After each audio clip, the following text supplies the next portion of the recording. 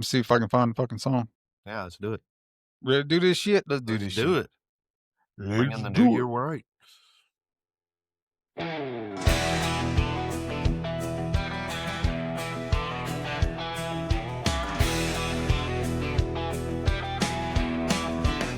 Live from Kentucky and Louisiana, two Marines, one mission.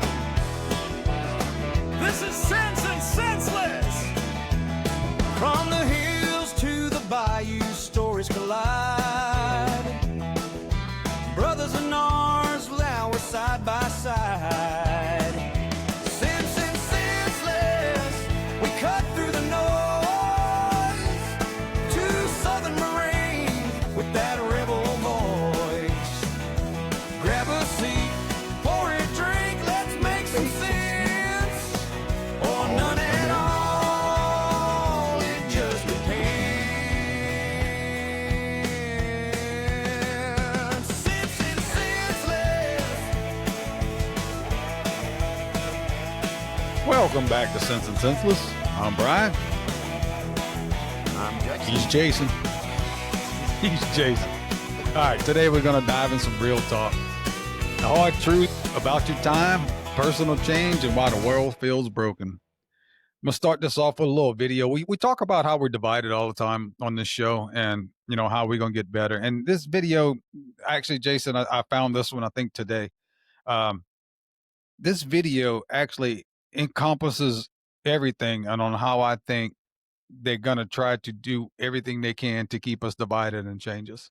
Let's check this out. The best way to gain control of the most intelligent, powerful species on the planet would be to completely divide them from the love within themselves. As soon as they are old enough to begin creating an understanding of who they are, force them into a system that teaches them that it is wrong to be yourself if yourself is different from what is accepted as normal. Confuse them about their own biological makeup so that they think that permanently altering their body is the answer to happiness. Require their daily attendance at an institution that makes them focus only on the information that is provided. Make them attend that institution from age 5 until an adult and repeatedly test them on the information so that it becomes their truth. Give them an explanation to everything so that they never have a chance to make their own assumptions of the world. Scold them and humiliate them if they suggest an opinion that opposes that of their authorities. Keep reminding them of how cruel their ancestors were to each other in the past and broadcast how cruel they are to each other in the present. Only show them tragedies on the news so that they live in fear and think the worst of one another. Convince them that their species used to be that of an incognizant wild animal. Make them think that their very existence is so incredibly random that they lack purpose and struggle to make sense of a creator. Tell them that their kind is as smart as they've ever been so that they don't question the integrity of the system that they're in. Provide them idols with artificial beauty and use them as examples of what it is to look perfect so that they are never content with their own appearance and can't help but to compare themselves amongst each other. Create addictive digital platforms that rank them by numbers so that they base their self-worth off of the amount of followers that they have and are never satisfied. Build a society around them in which those who have money benefit and those who don't fail. Make money their main focus, but make it so difficult to accumulate that they remain in a place of constant struggle, forced to dedicate the majority of their time to the system that made it this way. Tax them in every way possible, but tell them that it's for their own benefit so that they don't think twice about paying it. Take so much of their time and energy throughout the week, but give them 2 days to themselves so that they feel a sense of reward and don't fight back. Promote the consumption of poison in every social setting so that even on those 2 days, they remain disconnected from themselves and each other. Pump their food with excess sugars and addictive chemicals, but make it cheap, advertised, and easily accessible so that they never stop consuming. When their food makes them ill, prescribe them medication that only masks the symptoms so that they become dependent on it every day. Charge them so much money for healthcare so that they stay in a constant loop of consuming, medicating, and working. Cause chaos amongst them and blame it on a group of their own so that they form judgmental stereotypes. Turn them against each other in so many ways so that even if they were to connect on one, they would still be divided by another. That makes too much sense. Yeah, I mean, does that not look like everything we've been discussing? You know, Yep. it's and I don't know who she is, and I don't know if she wrote that. But that does remind me of an old. You remember Paul Harvey Mm-hmm. and the rest of the story? The story. You ever Yeah. heard of Paul Harvey? Well, yeah, we He used used to to. listen to him all the time. Yeah, he had this one that he did. If I was the devil, and if you ever go back and listen to Paul Harvey, if I was the devil, I mean, I think that was from the '80s. And I mean, he pretty much lays out everything is how corporate America or the government or whatever just takes over if they were the devil. Right. And she pretty much, that to me is today's version of if I was a devil in a short firm, because Paul Harvey's went on for a while. Yeah. Well, anyway, in this week, I didn't want to discuss politics, history, or current events. I want to discuss how we can take back our lives through working on ourselves. Everyone wants things to change, but not willing to make a change in themselves. They believe that everyone and everything else is the problem. Mm-hmm. When we all should just look inward and see if we can be better, if we can be a better version of ourselves every day. Some days you'll suck ass, and that is fine. We're all human, but try to be the best, not to make consecutive days suck ass. I always go back to a song, "Man in the Mirror" from Michael Jackson. That because it always tells you to look at yourself and you just change your ways, and that might date me, and some of y'all might not understand what the song is. But someone years ago told me that everyone wants to change the world, but very few people want to change themselves, and that is so true. It's always someone else's fault. At least that is what we want to believe. But the truth is, in your life and what you become is solely based on your decisions. Now, you may be influenced by someone else, but they can't make you do anything. And even if they're holding a gun to your head, technically you still have a choice. Mm-hmm. In this episode, I wanted to share some videos and quotes that I felt helped me in this past year.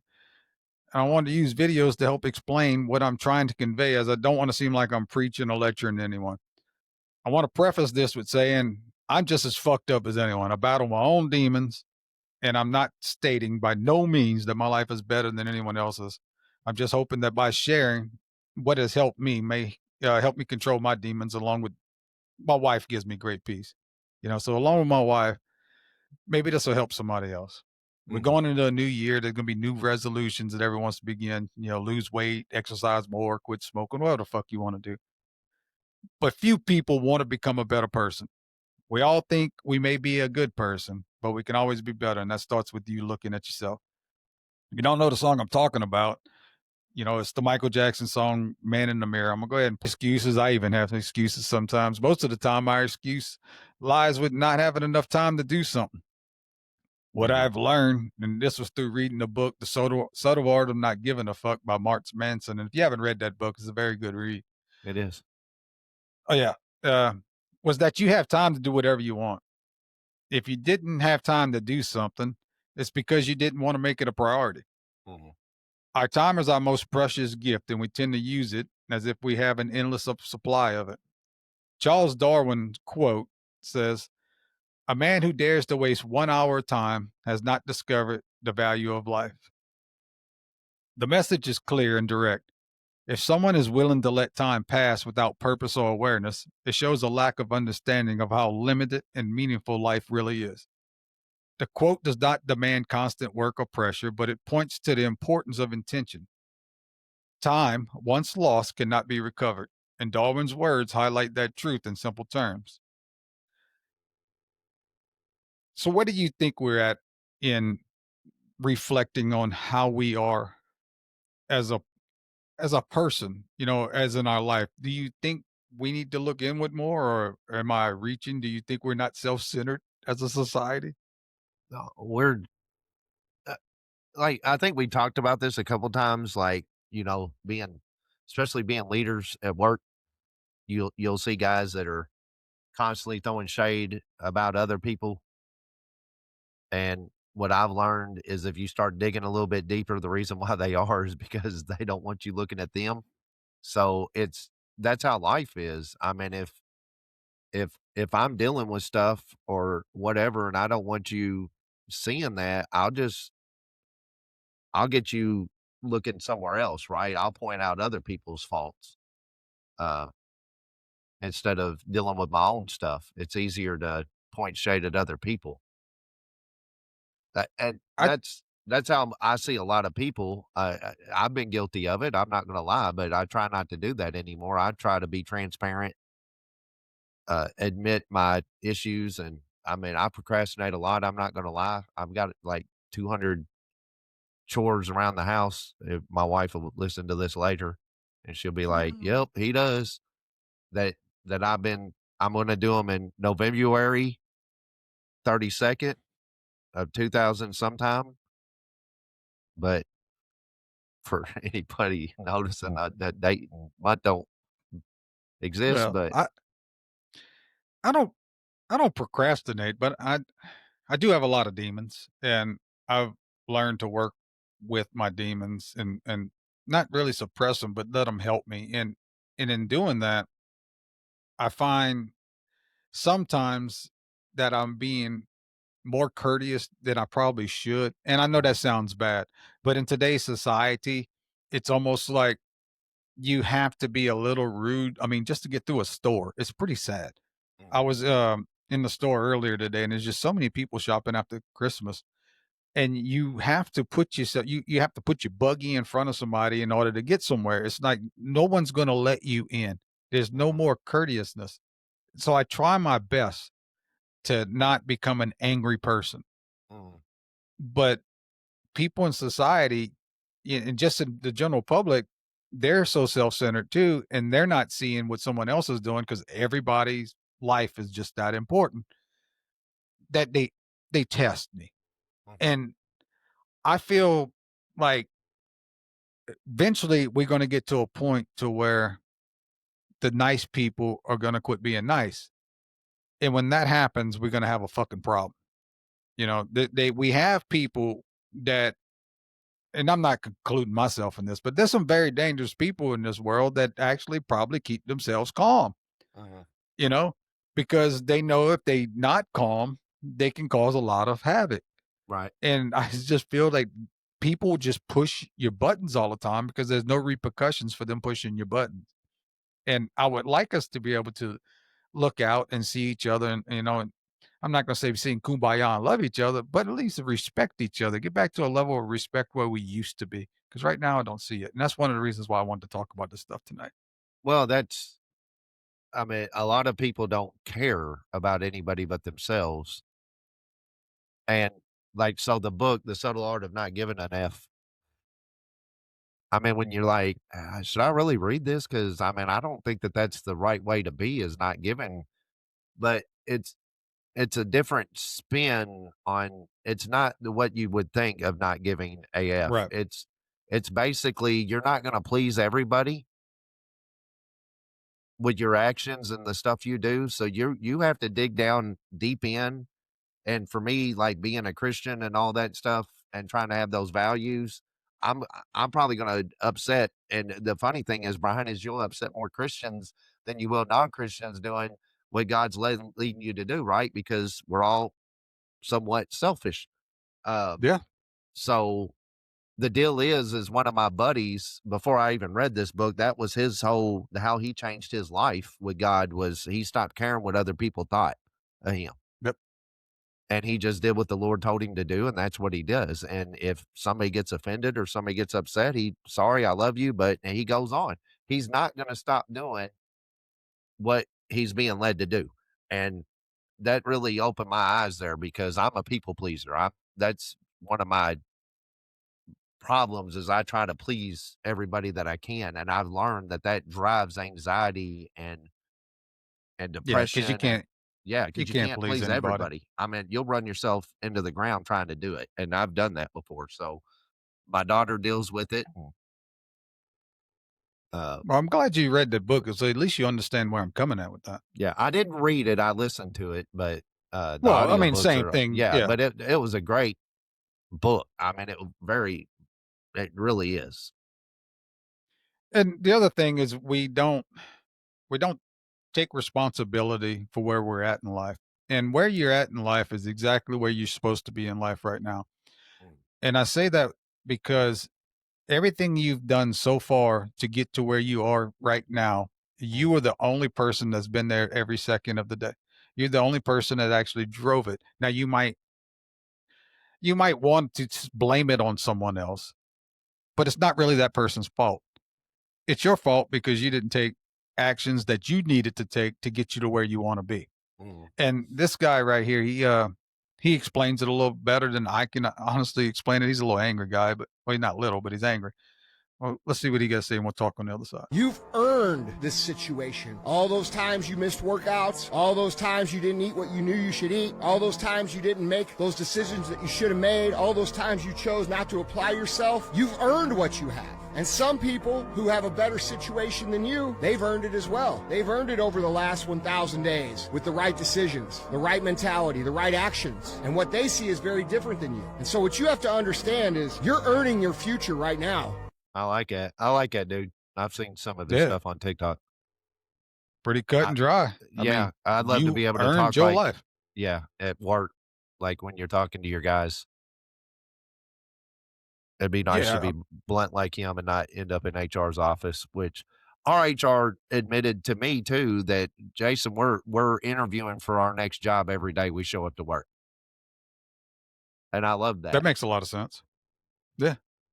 I can't makes a lot of unsee. sense. I tell guys all the time, I can't unsee stuff. Like I'm hiring guys right now, and I've got this flu kind of threw me off, but I've got to make some phone calls to tell some guys they didn't get the job and give them some feedback. But at the end of the day, some of these guys, Brian, other than interviewing them, they're from different areas that I didn't work. So I don't know them. So I'm doing my diligence by talking to people in that area and asking questions like, hey, what kind of dude is this? What kind of dude? And when people aren't saying good stuff about you, that's on you. Yeah, I mean that's going to follow you for a long time, if not the rest of your life. That's what a lot Right. of people don't understand. Right. Especially, and I'm pretty sure it's the same way in your business as it is in ours. We in a very small niche business, Mhm. and everyone knows everyone, or they know someone that knows you, Yep. even at other companies, and they can always get a read on who it is that's coming in. Right. So if you have, a bad attitude, or if you have you just perform bad, and you could be the greatest person, but Right. you just problem to work with, Mhm. it becomes an issue for you keeping employment. Right. And then they complain, well, I've been doing this. Well, you're the one that created that issue. Yeah. The last company you left didn't create the issue. The company you're going to didn't create. You created that issue. There's a reason people don't like working with you. Yeah. And that's for them to figure out. That, or you look at their timesheet, see all these times they call in sick and they're not available. I mean, in my eyes, I'm not one. If you don't feel good or your family, like you got a sick kid or something, hey, that's fine. Call blah blah blah. But when you get a day, burn a day, get a day, burn a day, get a day, burn a day, get a day, burn a day, that tells me that you're just not. I can't count on you. Yeah. And I just don't have any. I get told that too, Jason. What? Because our company doesn't like say I quit. They don't reward you for having all that sick time built up. Like I got 500 something hours of sick time built up. And I'm not creating anymore, right? I'm topped out. And if I quit tomorrow, they would not give me a dime for them. But it's not there for that. It's there for FML to cover me Ye- 100% while if something happened. You know what I like the most about us? We watched the video, Right. and the guy is just straightforward and he is correct. Right. And you did what majority of the people would do. Is the first thing is you related that to your work, Yep. because that's where we spend the most of our time. Yes. We spend most of our time at work, but we don't look at it as how does that go with family? How many family members you have that might look at you and think that, man, you really got it good. You working, you got a good look at poor old me. You said it multiple times before about, people playing the victim all the time. Mhm. And that's what I was getting out of it when I'm looking at it is, they got people out there to sit there and, complaining. You probably got some of your family. We all have them in our family that complain that everything's a dark cloud, Mhm. but they aren't doing nothing to make their position better in life. Well, or that, know, or you and- go back and look at the decisions they made that caused that. Exactly. And they don't want to take responsibility for any of that. And what's the sad truth of it is, and I'm not a psychologist or a psychiatrist or whatever the hell you're supposed to be to do that shit. But if they just do like Michael Jackson, take a look at themselves Mhm. and figure out what they need in their life to make them happy, Right. and just start doing that, they would probably become a better person. But it's so much easier to blame someone else about your problems, you know, than it is to actually tackle your problems Right. and move forward. Walk, like we talked about before, walk through the fire. Yeah. It's tough to walk through the fire, but just It walk is. through the fire, and you're gonna And come out the other side so much better. when you keep blaming other people or your circumstance or your upbringing or any of that stuff, Brian, you don't get any better. No, You never will get any better because you're putting blame on other people other than yourself. Only you can change yourself. And that's why, like me and my wife, who used to argue, she's like, I don't feel like you build my self esteem up. I'm like, woman, keyword self. yeah, It's the first word in that phrase. The self esteem is self. I should have no control over your self esteem. That's 100% you. That's what you think about yourself. Now, we do let people affect that, but that's on us. But yep. it's not other esteem, it's self esteem. I agree with that. I tell my wife all the time that, she's responsible for her own happiness. I can, do what I can to help support her, but I mean, she's Right, responsible for her own happiness. I cannot make her happy. right. And And if you my, if you put that into someone, you're gonna get disappointed. my wife had this like 50-gallon love compartment in her, right?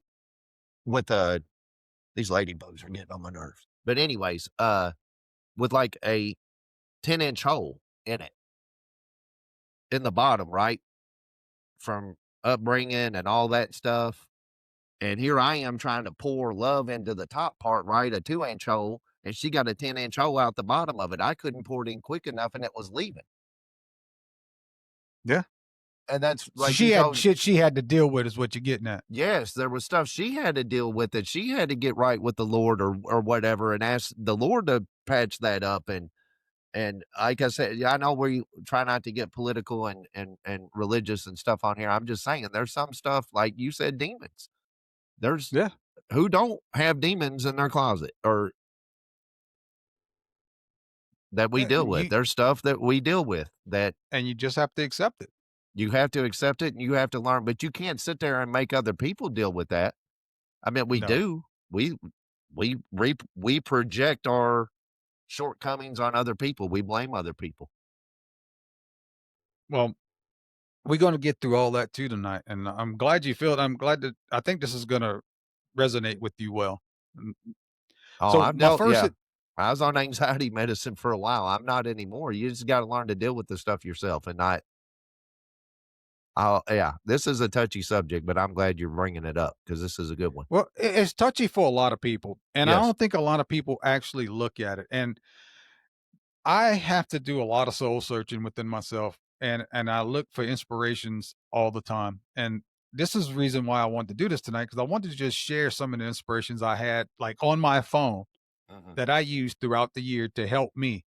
And I find that I got a lot of work to do on myself, but I'm doing a better job of being positive, you know, every day. And if I can just get somebody, if this just touches somebody and helps them have a better day one day and they can touch somebody, maybe we can start moving the needle a little bit, Mhm. you know. So my first advice to you would be to use your time wisely. And what I mean is, use your time to make your life better by doing the things that you enjoy.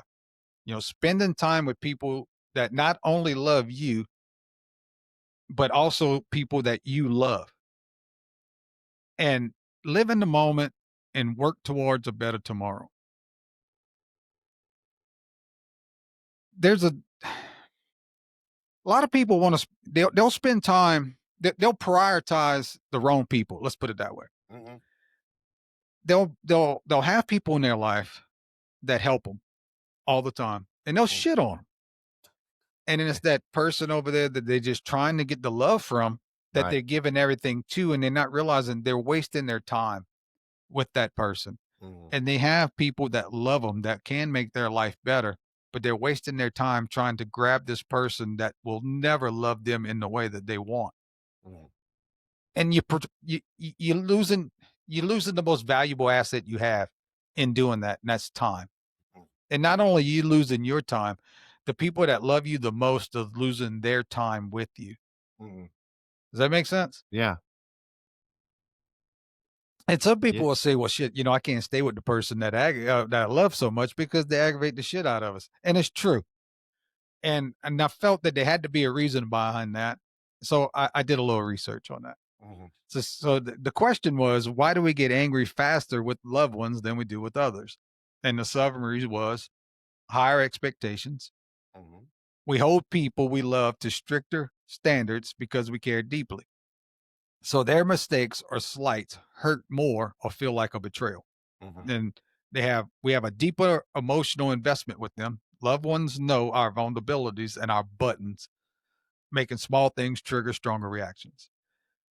And this is probably bigger for a lot of us. We have built up frustrations. Daily life with close people creates a backlog of minor annoyances or unresolved issues that can explode over something small. Mhm. And then we have the safety to express our anger. I mean, we feel more secure with these people, so we can just, we feel like we can say anything and maybe take it back.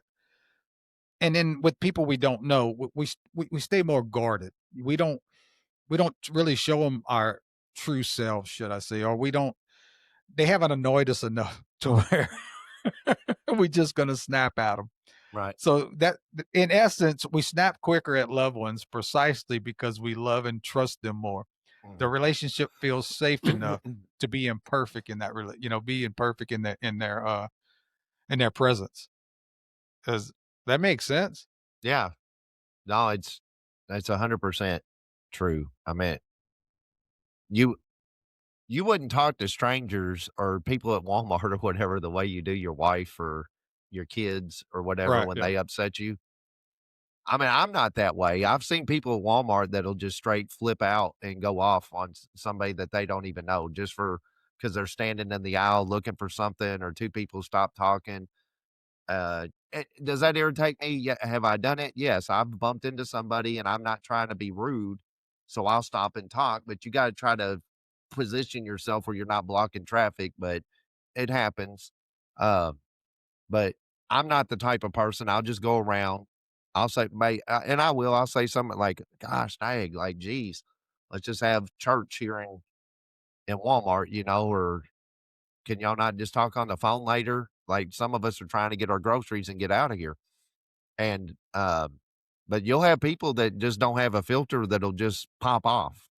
And I remember, I'm sorry, Brian, first time I met you, I mean, you you kinda had when we started hanging out, you were quick to if somebody says something to you cross, you were quick to pop back.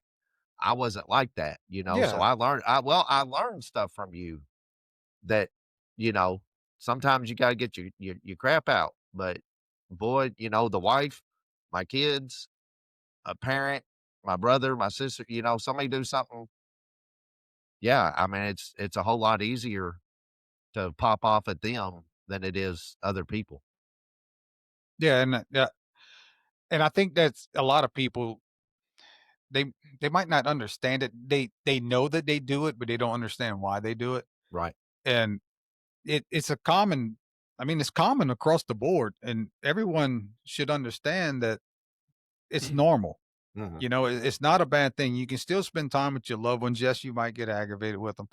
You get aggravated with them because they love you. They're Mhm. gonna ask you the questions that you don't want to answer because they love you.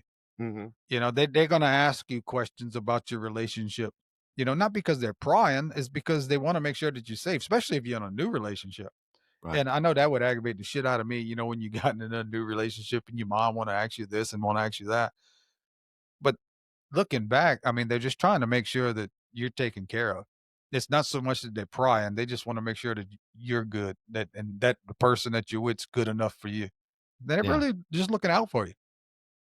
Or you can have somebody like my dad, love him to death. I really do, but I mean, he has a hard time forgetting that I'm 50 and his other son is 40, 44, and fixing to be 45 and talks to us like we're still 12, 13 years old. But Yeah, I get that. I mean, Well, there's another. my brother will pop off, because he's got some anger issues sometimes. He had something happen. not too long ago here that really was messed up, and he knows he messed up, right? I mean, and I even was like, "Come on, bro," and he goes, "Dude, I know." And I said, "All right, as long as you understand and you learn something." I mean, that was an expensive learning deal. And he goes, "You're telling me?" And I mean, he was teared up about it, and it really bothered him. But then what bothered him the most was my dad came over right when it happened, and he told my dad, confided in him, and my dad talked to him like he was a 2-year-old. And what'd my brother do? My brother told him to shut the F up and get the hell out Yeah. because he got disrespected. You know what I'm saying? So Yeah. I know my dad cared, and he was just, but in his own special way, uh, just crossed the line, right? You got to watch how you talk to people and how you, Well, especially he's your he's a loved grown ones. man now. Yeah, he's a grown man now. I get that. Yeah, There are some spots you have to be a little cautious. I try to treat my kids as grown-ups now. I do. Um, I it's don't hard really to turn pry the in. dad thing off. It is. It is, but You got maybe to I step just wasn't back and that be good of a like, "Hey, dad. do you want dad advice or you just want me to listen? What do you I mean, what are you looking for here?" And That's my one thing I learned this year, and I wasn't even gonna talk about it tonight, but I think even it with my goes with it. wife. Yeah. Yeah, well, even with my wife, it's when she asks me a question, do you want me to give you advice, on how to fix that? Or you just want me to listen? Because anytime you tell me something, I'm going to give you a solution, Right. you know, and it might not be what you want to hear. And there was a lot of times that she just wanted me to listen, and I didn't understand that. And then one day I seen a video actually from this lady I'm about to play you, Mel Robbins, Right. and it explained that, and it's like, you know what? That makes a lot of fucking sense. Maybe I ought to. So we go walk, and she would just start bitching. I'm like, am I supposed to give you a solution, or am I just supposed to listen? Yeah. Am I a sounding But board or am I an encyclopedia? What do you want? And so yeah, I mean, it's not even just the dad thing. It's just I think men in general just want to give solutions. yeah, we do. We want to fix stuff, and sometimes we can't. And I've been guilty of that. I mean, Holly will tell you. But this whole thing of people pleasing and all that stuff. I mean, I don't mean to air out my dirty laundry or whatever as much. And like you said, if this can help somebody, this is what we're always there for. And if any Yep, of my exactly. life experiences where I've messed up or me and my wife have messed up with finances, respect, what you name it, if I've messed up, I'm going to admit stuff on here.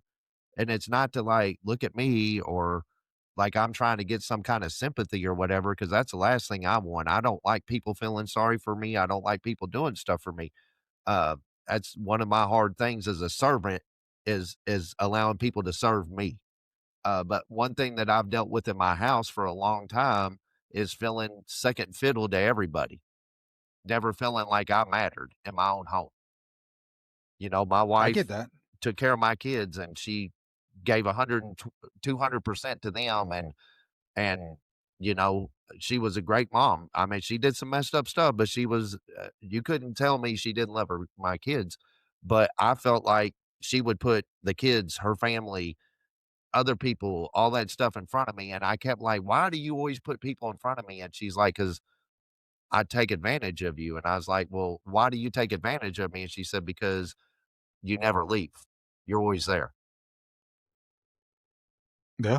She's scared of losing everybody else, but she knows how much I love her, so she wasn't ever scared of losing me, so she just put me to the corner and go try to impress everybody else. You That's see pretty what I powerful. Yeah. and I that see exactly what you're saying. I mean, it got people that will wear a dude down. I mean, it Yeah. does. It wears people Be- down when you don't feel like you matter, like, especially in your because own home. you doing everything to provide for them, and then Right. yeah, you not getting. Yeah, I get that. I lived it. I get it. Trust me, I get it. But the way you put it, it's pretty powerful to say it like that. Yeah, I mean, she finally admitted to me why she was doing it, and it's like, okay, great. There's admittance there, so maybe we can fix it. And it's it's a long road. We're still working on it. So I mean, No. I mean, hey, I there's times where maybe I could have said, hey, Brian, not tonight, or we're going to need to change the date or time. There's never a perfect time to do stuff like this. I'm just going to be honest. I love this. This means a lot to me. She knows how much it means to me. You know how much it means. And I'm sure, your wife understands too. But there's never a perfect time for it, is there, Brian? I mean, unless we No, did it not at at like all. 1 or 2 o'clock in the morning where we're not affecting anybody, but then we're affecting our sleep. And I've got to be up in the morning for church or whatever I might have, right? So we got work, we got home life, we got all that. So at the end of the day, it's where's your priorities? And something that we teach in the Cursillo is, what do you spend your money on? How do you spend your time? And what are you always thinking about? That's what your ideal is. You want to know That's what what your priorities are. that's Yep. what your priority is, where your money, your time, and what's on your mind all the time. That's your priorities. And if you're not good with your priorities, then change them. You have 100% control over that. Change that. Exactly. And I'm And telling you right now, for anybody listening, if you don't learn anything tonight from anything, your kids don't come before your spouse. I'm going to tell you that right now. They don't. yeah, they'll figure That's that gonna out once the ruffle a kids are lot of gone. mamas. Yeah, a lot of mamas gonna ruffle their feathers because her sister will straight get my face and tell me that I'm full of crap about that, but I don't care. It's not. You don't ever put your kids in front of your spouse. And if you're divorced, you don't put your kids in front of the new stepdaddy because you're choosing to be with that dude. Your kids are gonna grow up and leave. All You right, two so got it. we're not The whole preaching point is tonight. this. Yeah, well, the whole point is your marriage to stay together when that happens. And when you put your kids in front of your spouse, when they leave, guess what? You look at each other like, who are you? Yeah, that's true. Because you And don't that know who that you because you your don't. whole relationship was based off of those children. Yes, and now that there's no kids in the house, and then you got dogs, and then you're trying to fill holes with other stuff, and it just And doesn't. that's It doesn't work, people. I'm telling you, take my advice. Put your spouse, I always ask you to put God first. I don't care what you believe, but put God first, then your spouse, and then everybody else. Okay. Figure it out after that. Some of you don't have kids, but you always put your spouse first, uh, as a human. And then the other thing is finances. Get on the same damn sheet of music with your finances, because those two things right there will ruin a marriage real quick. But anyways, enough said. If all you right. want to So play this so Mel get back on Robbins, track. So yeah, now we're gonna go to Mel Robbins. Mel Robbins is gonna tell us, what truly matters with time. we'll pass the offering plate after a while. See, there's a clock ticking in the background that none of us can see. And at some point, your life is going to be over. Your parents are going to be gone. Your sister or brothers, if you have siblings, are going to be gone. And there is power available to you right now to make the most of the time that you have while you have it. And I want to read to you from the Let Them Theory book, because this perspective about time is what motivated me to change the way that I align my actions and my time when it comes to my family. And the Let Them Theory truly helped me make changes while I still had the time to do so. The truth is, you have limited time with your loved ones. At some point, you're going to realize that your parents aren't going to be here forever, and that this was their first time as a human being too. People can only meet you as deeply as they've met themselves. And most people, particularly the people in your family and my family, have not gone to therapy. They haven't looked at their issues. And frankly, they don't want to. Let them. Let your parents be less than what you deserve. Let your family life be something that isn't a fairy tale. They're just doing the best they can with the resources and life experiences they have. But now you get to choose what happens moving forward. The fact is, most human beings have never done the work to understand themselves, or heal their past, or manage their own emotions. And if they haven't done that for themselves, they are incapable of doing that for you and showing up in a way that you deserve. Let them. When you recognize that you have a choice in your life, and you let your family be who they are, and you realize your dad's not changing, your mom's not changing, your siblings aren't changing. The only person you can change is you. When you say let them, you see your family exactly as they are, perhaps for the very first time. They're human, and you have no control over what's happened in your family. You have no control over who they are. You can only control what you do from this point forward. When you learn how to let adults be adults and accept people as they are, and then you decide how to make the best of it, I promise you, your family dynamics are going to get better. That's how powerful you are. And then when you say let them, I want you to move to the second part, which is let me.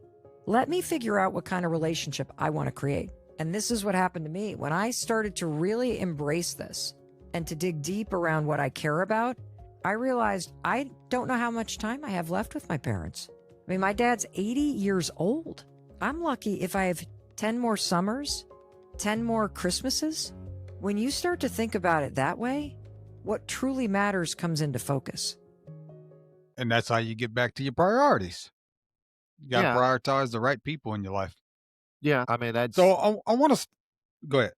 well, before I we get into we the next talked one. about that, and I think that's going to be another show down the road next year. The whole no contact epidemic that I see going on with young kids and their parents and things like that. But like she was saying, I mean, you gotta. I liked what she said. That parents were not trained to be parents, and these young kids that have kids aren't trained either.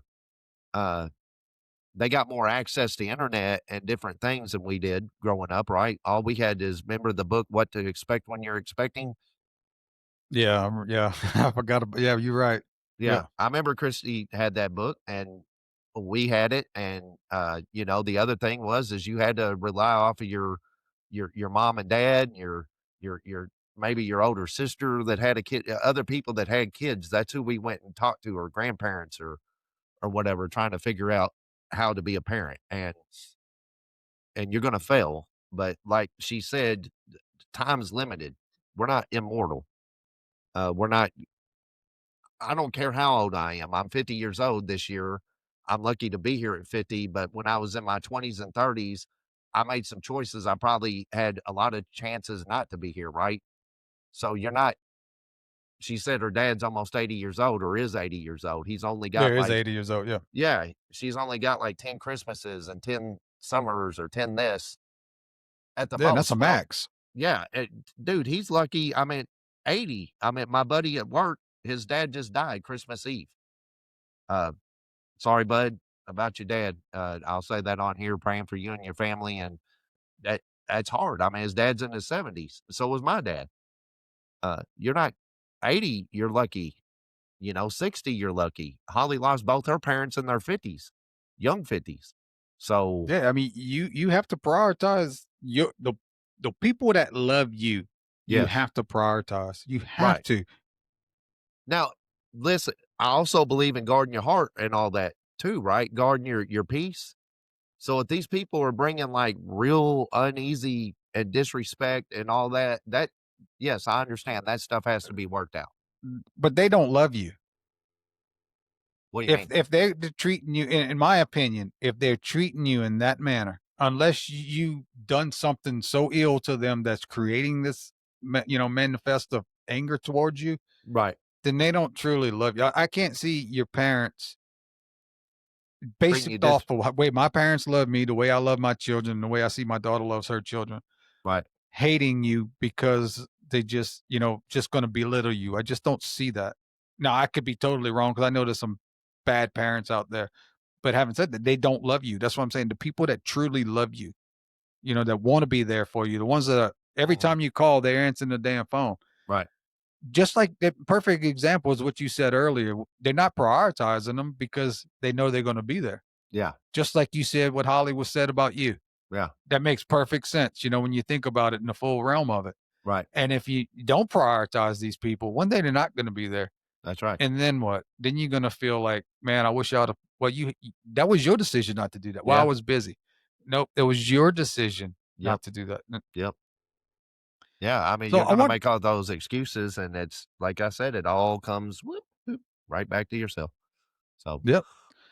So there's this time lapse video that I'm going to show you, and for our listening audience, you won't be able to see it. But basically, what it's going to do, that has no real sound to it, just a little music.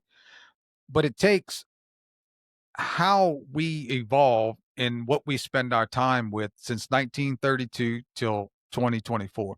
So it's family, school, friends, neighbors, church, bar and restaurant, college, co-workers, and then it goes online.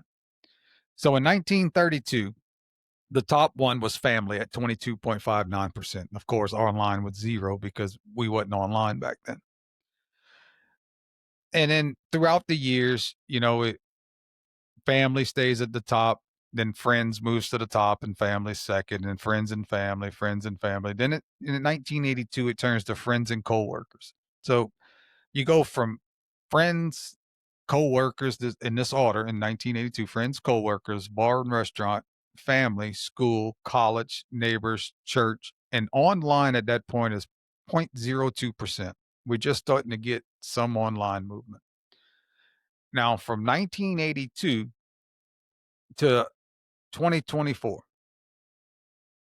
this is where it really gets totally out of whack. And if you are just listening and you never seen this, I'd urge you to go to YouTube or whatnot and see if you can find this time lapse video. But anyway, in 2024, it goes online, friends, coworkers, bar and restaurant, then family, school, church, neighbors, and then college. And online, we spend almost 61% of our time online. Friends is at 13.8%. Then coworkers 8.48, bar and restaurant under 5%. Family, we had 4.5% of our time is spent with our family. We spend all of our time online. And that is a problem. I mean, you probably saying, yeah, but I get to see more. No, you're not. You have no real relationships at that point. None. I mean, it's all based off of a screen. It's it's basically smoke and mirrors that you're seeing. That there's no true relationship in that point. Mm-hmm. So I want to go ahead and play this for you, Jason, and whoever's watching this, because I want you to see just how dramatic this shift is from 1932. Yeah, 1932 to 2024.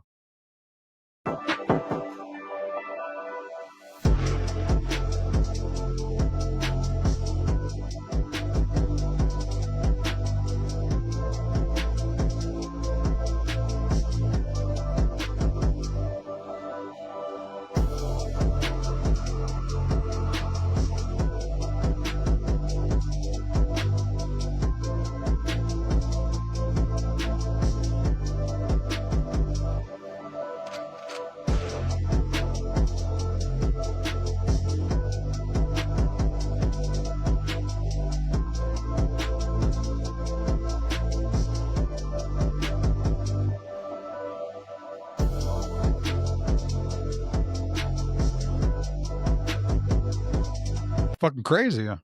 Yeah, it is. I mean, Did we kind of think that the whole thing with the family, because man, even in the early years, the family was not top priority. Was because like well, friends it were depends on above what you were family talking because about early years. it didn't take it. I mean, if you pulled that video back up, it didn't take it No, by long. 1952, family dropped to number 2. So it dropped to number 2 up until 72. Then around the early 80s, it dropped to 4, and it stayed Yeah, at that's 4. what. Yeah, look how quick. And with no internet, TV wasn't even that good back then. We were talking about TV was kind of, you had your little set time for TV and that was it. But you would rather spend time with your friends than you would your family. Why? Because you chose your friends. You didn't choose your family. Does that make sense? Yep. And family, And your family was probably family forgets pushing you. that. Well, yeah. Family forgets that. Family, what do we just set it up here? Why are we more quicker to lash out at our family and spouses and stuff than we are other people? Yeah. Yeah. I mean, we act different. We act different at home than we do around our friends. I guarantee it a lot of times. Oh yeah. I try to I tell my would've kids that now. Would I have a relationship with you if we were friends and not you were not my son or daughter? I mean, would you have a relationship with me? That's where you Yeah. got to ask yourself, and that's where I'm going to start. I hate drawing that line, but I've got peace that I want to maintain in my heart. And if you're trying to rob my peace, then I don't want you in my life, and I don't care who you are. I agree with that. I'm the same way now and where I'm at in my life. And Yeah. I'm not quick to like just get rid of someone, but at the same time, you're not going to you're not gonna be my priority anymore. No. You know?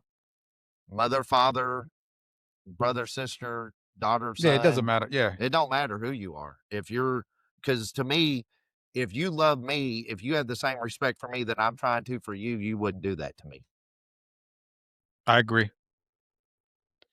So going back to these numbers, and when I was looking at these numbers, I believe this shift in our priorities is why Mhm. we're losing trust in everything. Our biggest consumption of our time is online. And now, when it says online, trust me, you could be online and doing work. I get that. Right. But we all know that no one, well, I can't say no one, majority of the people just out in public can't stand just a minute of time by themselves. We went shopping earlier today and I was waiting on Jennifer and I was just standing outside and I didn't have my phone on and I was just looking around. It's almost like people look at me like I'm weird because I'm just standing outside leaning on a pole waiting on someone, you know, and I don't have a phone in my hand. Or when I was sitting in the store on a chair, I was just looking around the store. I wasn't playing on the phone, but people next to me, you're sitting down, they all playing on their phone. So now I'm the weird one Yeah. because you know, I don't want to be inside of a phone all the time. I mean, Right. that to me is a problem. And if you couple this with people just not talking about anything anymore, you Mhm. know, everything seems like a fight. It seems like everyone is looking for confirmation. You know, that they're not only looking for confirmation. So they get online and they want somebody to agree with them, right? But they also want someone to disagree with them so they can bring out the drama online. They also want that fight. It's Right. like they want both. They just want drama.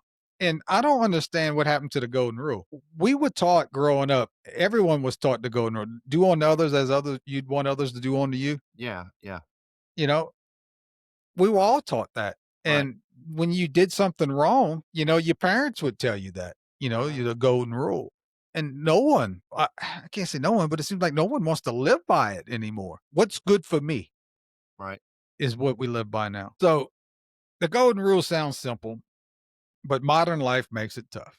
The first foremost, it says we're more individualistic now. Social media, competition, and the me first culture push self interest over empathy.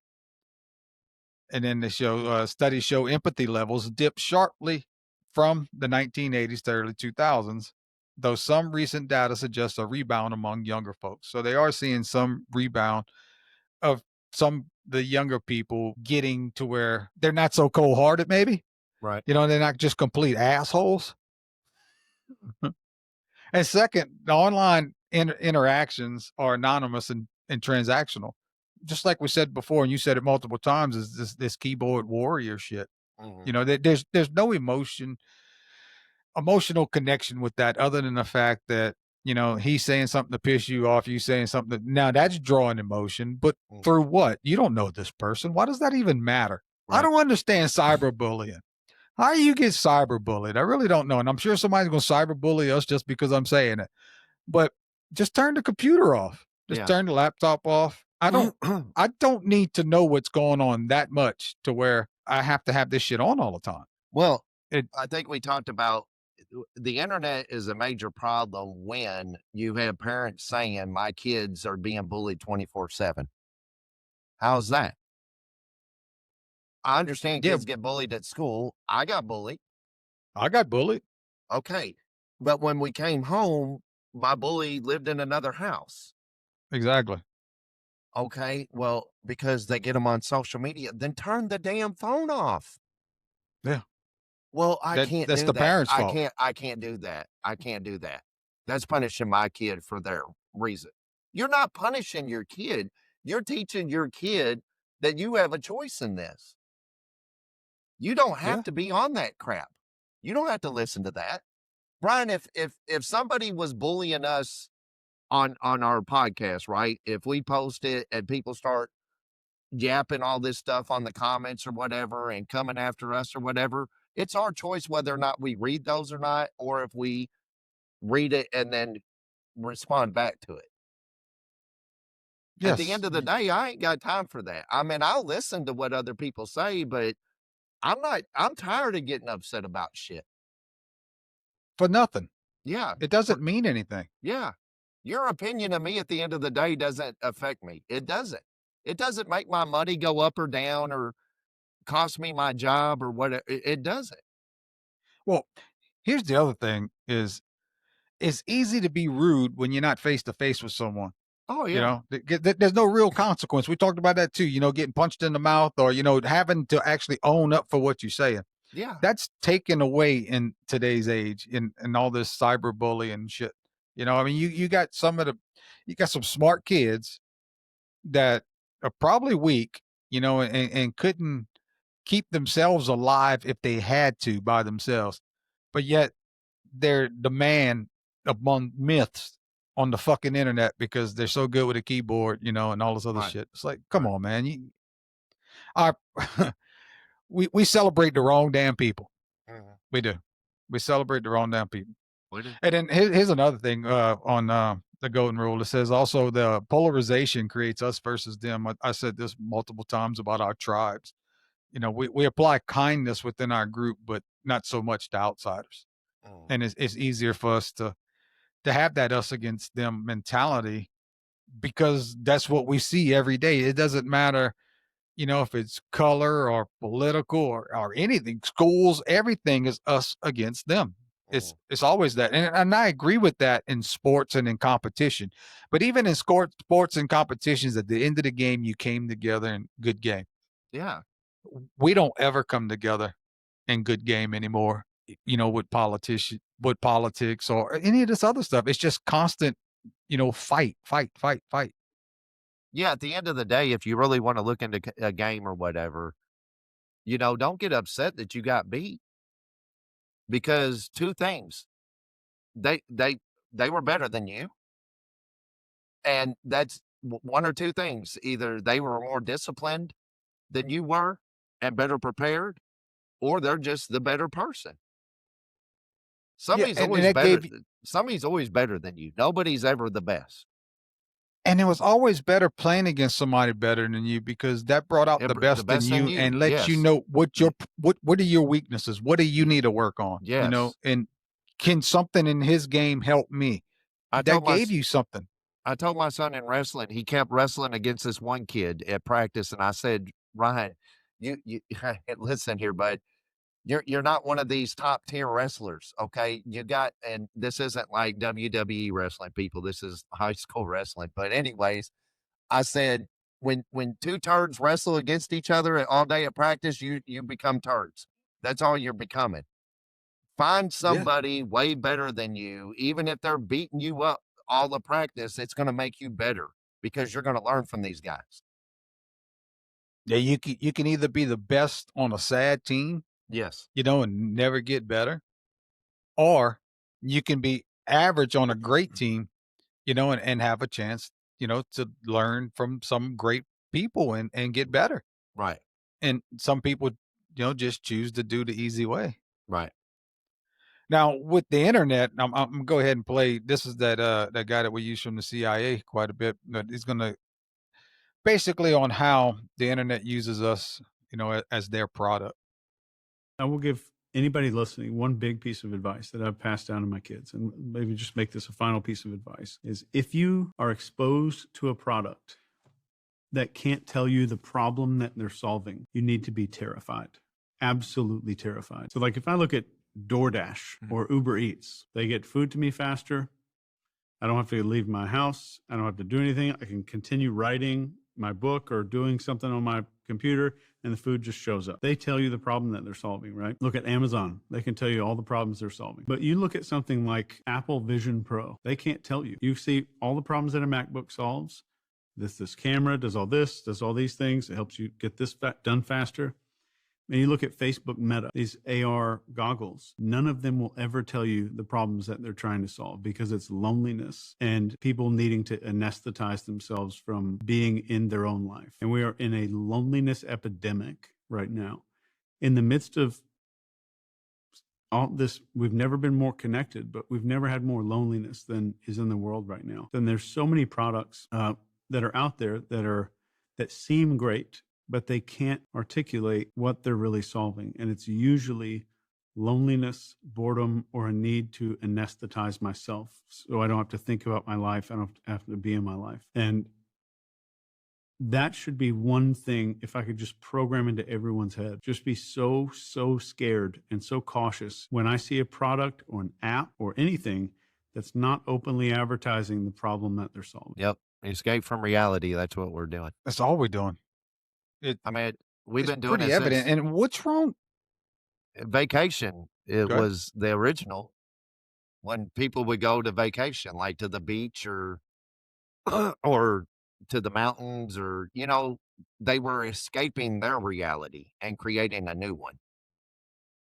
But they were creating memories with someone majority of the time, family Yeah, or but where the something, parent, yeah, come on now, the parents were really trying to escape their realities of work and all the BS going on, the drama and all that crap at their house. Let's take it Yeah, somewhere else. but you wasn't lonely. What I'm getting at, you was escaping reality, but you Right. still had majority of the time your family. When I went on vacation with my kids, that was my time with my kids, and I mean, I spent money I didn't have, and we done things, and because I didn't get the time to spend with them that I wanted to. So when I was on Mhm. vacation, we were gonna do as much as we could, on vacation, and I really appreciated that. As far as putting on a pair of glasses or, something just to get away from loneliness, or people picking up a phone, just like I was Mhm. saying earlier, because they're bored.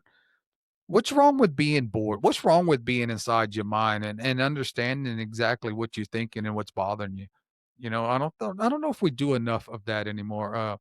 I know when I was on the road all the time, there's a lot of times I would just turn the radio off and I would just drive for hours, with nothing on, just Oh in my yeah. own mind. When I ran all the time, it was the same Ho- thing. I didn't have Holly thinks I'm crazy. earphones in for Yeah, I what? drove all the way from San Antonio, Texas, back to, well, made it to Illinois before she took over, like an hour and a half from the house, but with no radio on. And she would keep waking up and she's like, "You're weird." Like, "What do you mean?" No, She's like, "I just want quiet. I just want peace and quiet. I'm just thinking in my own head. I don't need distracted right now." there's no there's a beauty of boredom, of being Mhm. in your own mind, in my opinion. Just understanding what you want to do, what do you want out of life. There's a lot of things that I solve problems for myself just by just thinking it through myself. Mhm. And not bouncing it off anyone else, just going through my scenario in my head over and over and over again on how we're going to fix something. I'm not dwelling on something. And I think that might be why some people have to get into a phone all the time, because they might be dwelling on an issue or trying to think of an issue ahead of time. They get ahead of themselves and they Mhm. create an issue that's not even there, instead of, just reflecting maybe on the day, Mhm. reflect on the day and, see how it was. What could you have done better? What could I have done this? And I don't know. To me, it just helps, being bored a little bit helps. And I don't know why that's a problem. Why do we have to be stimulated every moment of the day when we're up? And probably Well, when you go to sleep. my mind goes about 1,000,000 miles a minute a lot of times. Now, I can't Mine do too. certain stuff to tone that down. Uh, wish I could, I can't, and I don't have a problem with that. But the deal is sometimes I get so overwhelmed, Brian, I'll catch myself throw on a YouTube video and I'm sitting there watching it. And then next thing you know, I'm looking down at TikTok, watching the YouTube video. Like I'll be with four things running, just trying to get my mind to I'm trying to make my mind just shut down. It's weird. I don't know. It's like dopamine or something like So, that. so do you think by stimulating your mind with 4 different apps, it's helping your mind shut down? I'm hoping it'll jerk, like it'll like my mind will just like, okay, I can't do this anymore, and it'll just stop. So you hoping your mind quits? Yes. Yeah, Yeah. I don't think that's Like gonna happen. I'm not the guy that can go lay down uh and just lay down and go to sleep. Even if I'm dog tired, Yeah. my mind's still racing, and it takes a while for my mind to shut down. Like Holly We could be sitting there having a conversation and she'll fall asleep mid-conversation. I can't do that. Like we would get in arguments and fights and she go right to sleep. I couldn't. And I thought in my mind, and I had to have a therapist tell me no, that she just built different. I thought she didn't care. That's why she could go right to sleep, because I'd be up for 2 hours stewing over it. Oh no, That's I just go how to my, sleep. huh? I just go to sleep. Now my wife, she'll stew over it, but I'll Yeah. just go to sleep. I get it out. Once I got it out, Yeah. I can go to bed. Well, see, I can't. I don't At ever work- lay in bed to go to sleep ever. Yeah. See, I I just go go to in sleep. there. Yeah. Well, I go in and lay down and watch TV for a while, then I go to sleep. I have to. I can tell you, I have to do my little routine. if any of the guys that was ever like had to stay in a room with me, and Right. like my brother and them, they when we was on the rig and shit, and I tell them, say, hey man, I'm going to sleep, and then the next morning I said, man, you said you was going to sleep and you just started snoring. I said, I wasn't lying. I told you I was going to sleep. They said, man, you don't like no time. I'm like, I told you I was going to sleep. When I tell you I'm going to sleep, I'm going to fucking sleep. Yeah. Yeah. You ain't playing. He ain't laying I ain't down. He's playing going around. to sleep. No, I didn't say I was going to lay down. I told you I was No. going to sleep. Sometimes, Brian, I'll go get, I'm like at 6:30 in the evening. If ain't nothing going on, this is before third shift. I'll be like, I'm going to go lay down. And she's like, are you tired? I'm like, maybe. I don't know. I'm just going to go lay down and we'll see what happens. But I might not go to bed till 11 or midnight. But I had to go in there and get in that comfortable position and turn the TV on. Dude, I listen to a rain app on my phone that does nothing but a thunderstorm. Yeah. Oh. I got to have noise. I got to on have that like a just get white my- noise or whatever, my mind just is. I'm surprised you don't see smoke coming out of my ears a lot of times. And it's Right. it's hard. It's hard to shut it off. So technically the golden rule isn't dead. It's Right. still the foundation of kindness in relationships and laws. Mhm. But reviving it means intentional empathy, face-to-face connection, and recognizing differences. In a divided digital age is harder, but more needed than ever. The way we treat everyone today is almost inhumane when we consider how we were treating everyone maybe 20 years ago. Mhm. When we were growing up, I mean, we were harder on each other, yet we knew where we stood with everyone else. You know, we Mhm. knew where we stood with this guy. We knew if this guy, you know, where we were at in the pecking order and where we were at on who cared for who. Does that make sense? It's like there was no second guessing on if this guy stood behind you, if you stood behind this guy, or if y'all were friends or not. You knew who the hell was on each other. You were hard on each other, Mhm. but we had a better relationship. Yeah. I know that might be hard for some people to understand, but it's true, you know? But today it's just hard to trust anyone. You know, I mean, most people are just out for themselves. You don't have that guy that you grew up with, or you worked with, or you was in the Corps with, that you leaned on, and you jabbed at each other all the time. But you knew in a time of need you'd have them. Mhm.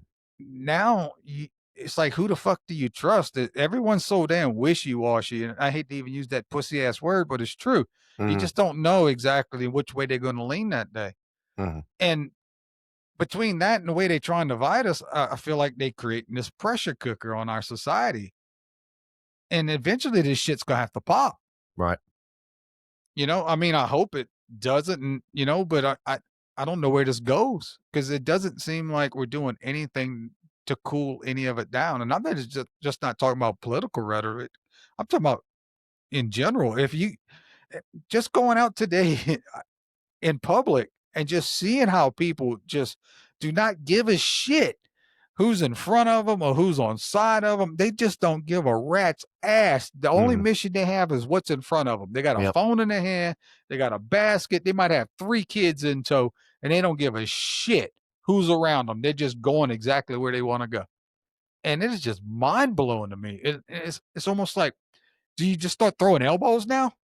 You know, I don't know. It's, when the courteous people quit being courteous, how bad is this going to get? I mean, right now, I do my best to be courteous. I know a lot of guys like me do their best to be courteous. Mhm. but there's going to be a point to where you holding the door open for somebody and, they're not telling you thank you. The way you can go tell them to go fuck themselves. Or if they just cut you off in line because, they're in a hurry, Right. you're going to say, hey, look, man, just get the fuck, move back. Instead of avoiding confrontation just because you know that you're going to take it too far, you're just going to take it too far. And that's going to become the norm, because I'm not saying they're making you, it's just they're getting so rude out there. It's hard to be nice. And I understand that. Well, But somehow we got to find a way to do that. We have to find a way to play nice. I always told, like, Holly used to snap off pretty bad out in public. Like if somebody got an order wrong or something like that, I'd have to jerk her back up and be like, hey, you don't know what kind of life they've got. You don't know what they're going through. That's the way I always looked at it. Hurt people, Brian. Take that one, write that one down. Hurt people. You're right. That does make a lot of sense. And it's pretty straightforward. And that's sad that if I'm hurting, the next thing I want to do is hurt other people so that they feel the hurt too. Instead of me trying to get better and raise my hand and say, hey, I need help, I'd rather just bring you down. So that's how I always coped with stuff. But I've never walked in that person's shoe. I've actually tipped waitresses more money for giving me bad service than I did for them giving me good service, because something might be going on. And I always get that feeling in me, that discernment that kind of tells me that, the spidey sense we talk about, that kind of tells me, hey, hook this person up. God's blessed you. Why don't you bless them a little bit? And maybe that's God's punishment, even though it's a blessing to give somebody some money. Maybe God uses that as a punishment, because how do they feel after they see that, right? They know they gave you crap service, and then you get up and you're nice to them. You don't say anything harsh. You don't show any kind of disappointment. You get up and leave, and then they look at their tip and you tipped them like whatever the bill. I've done that before, tipped what the bill cost. It just depends on what I'm being led to do. Can we just get back to a point to where we're nice to our servers?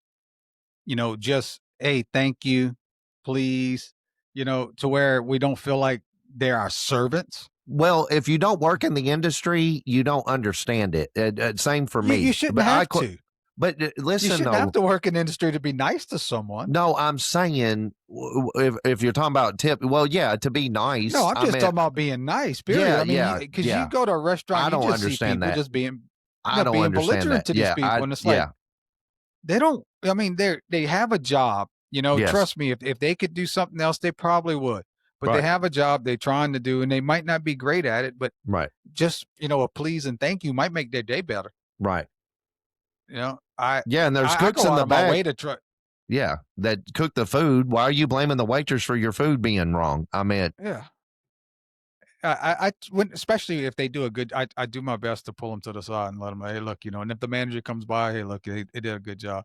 Yeah. Because I don't think we say that enough. Mm-hmm. I don't think people hear that enough. I thought you were talking about tipping and all that stuff. Tipping is kind of hard to wrap your mind around, because you expect their job to pay them. So going back to where we was talking about social media and or not trusting everything. anyone. How everything is causing us not to trust anyone. It's not just social media. But this guy's going to lay out how social media and anxiety, pretty much go hand in hand. Mm.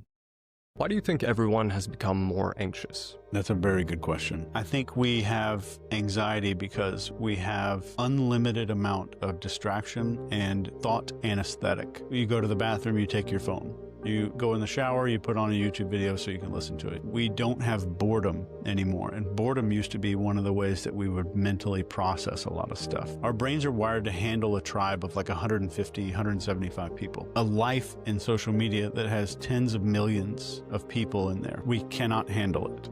Our brains cannot possibly handle it. But it gives us a placebo that we're actually connecting to other people. And this is why we have a global pandemic right now of loneliness. Even though we're more connected, but we're more lonely than ever before. Because what we are usually on social media is performative.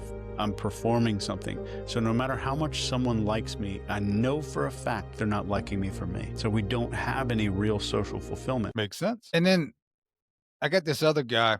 I mean, he's pretty adamant about trust. But the way he got it, the way he goes about it, I mean, it really resonated with me. So I'm going to go ahead and let you listen to that. And we'll discuss. A whole lot of people out there feel exactly like me. You can't trust nothing and nobody no more. Your neighbors, your friends, your family, your school, your church, your job, the president, the government. Nothing is trustworthy anymore. Even relationships. It done got to the point where you're comfortable being alone. Because you know the moment you step out of that zone, somebody's gonna do something to fuck you over in some kind of way. And it's a messed up thing, because when we need each other the most right now, we're going through devastation, whether many people want to accept that or not.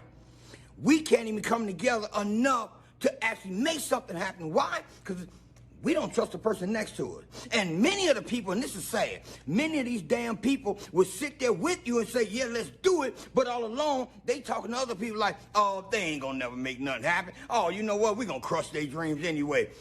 Our world is fucked. And you wonder why it's so easy for the government to do what they're doing to us, the elite, to just say the hell with us? Because we said it about one another ourselves. I don't know what's going to happen next. Keep us fighting with each other. Yep. Yeah, we've Gotta talked find about that a common lot on ground. here. Yeah, we got to find common ground. And the other thing that this is going to be a little quick one, is we tend not to do things because we worry about being judged, or so what is someone else going to say, or what is this one going to think about me, when most of the time ain't nobody thinking about you anyway. Mhm. And You're not all that in a bag of chips. no, they don't give a shit about you. You think they do. Yep. This guy rings it in pretty fucking good though. No matter what you do, you're going to be judged. I've said this 10,000 times. I'm going to say it 10,000 more. No matter what you do, you're going to be judged. If you're fat, people are going to say you're a lazy piece of shit. If you're jacked like me, it's just all steroids. If you're rich, you're a snake oil salesman. If you're poor, you're lazy, undisciplined. Here's the thing, man. No matter what the fuck you do in life, people are going to judge you. If you drive a Rolls Royce or a Honda Accord, people are going to judge you no matter what you do. So why don't you just do the shit you want to do? Why don't you quit worrying about what people are going to say and do the shit that you want to do? God put ideas in here and passion in here for you to execute on, man. People are going to judge you no matter what. So you might as well do the shit that you want to do, the things that make you happy. Do the shit you want to do. Don't worry about the motherfuckers. Yes and no. I'm not 100%, because we get back to the being selfish. I see where that guy's going, and it's a fine line, people. When you're a people pleaser, anytime you try to do something that'll benefit you, any little thing, it's going to make you feel like, man, I'm being real selfish right now. And people play to that. I think Satan plays to that, right? Them demons in you play to that part of it, because so.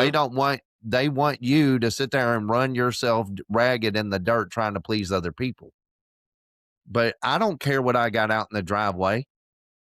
I really don't, because guess what? They're both paid for. The only payment I have is my house right now, and it's not a whole lot. So I can care less what people think about my truck or my car or whatever. I really do. I don't care. But society wants you to chase everything else that someone else has. They want you to care about that. They want you to have the filter. They want you to get the likes. They want, the comments. Because we talked about that too. They use actors and all that stuff to drive us to buy stuff and spend all our money. Yeah. I mean, to stay working all the time. So we're going to bring Mel Robbins in again. She's going to do a little explanation for us. People will have negative opinions about you and every single thing you do. Let them. Let them judge. Let them react. Let them doubt you. Let them question the decisions you're making. Let them be wrong about you. Let them roll their eyes when you start posting videos online. Instead of wasting your time worrying about them, start living your life in a way that makes you proud of yourself. Let me do what I want to do with my one wild and precious life.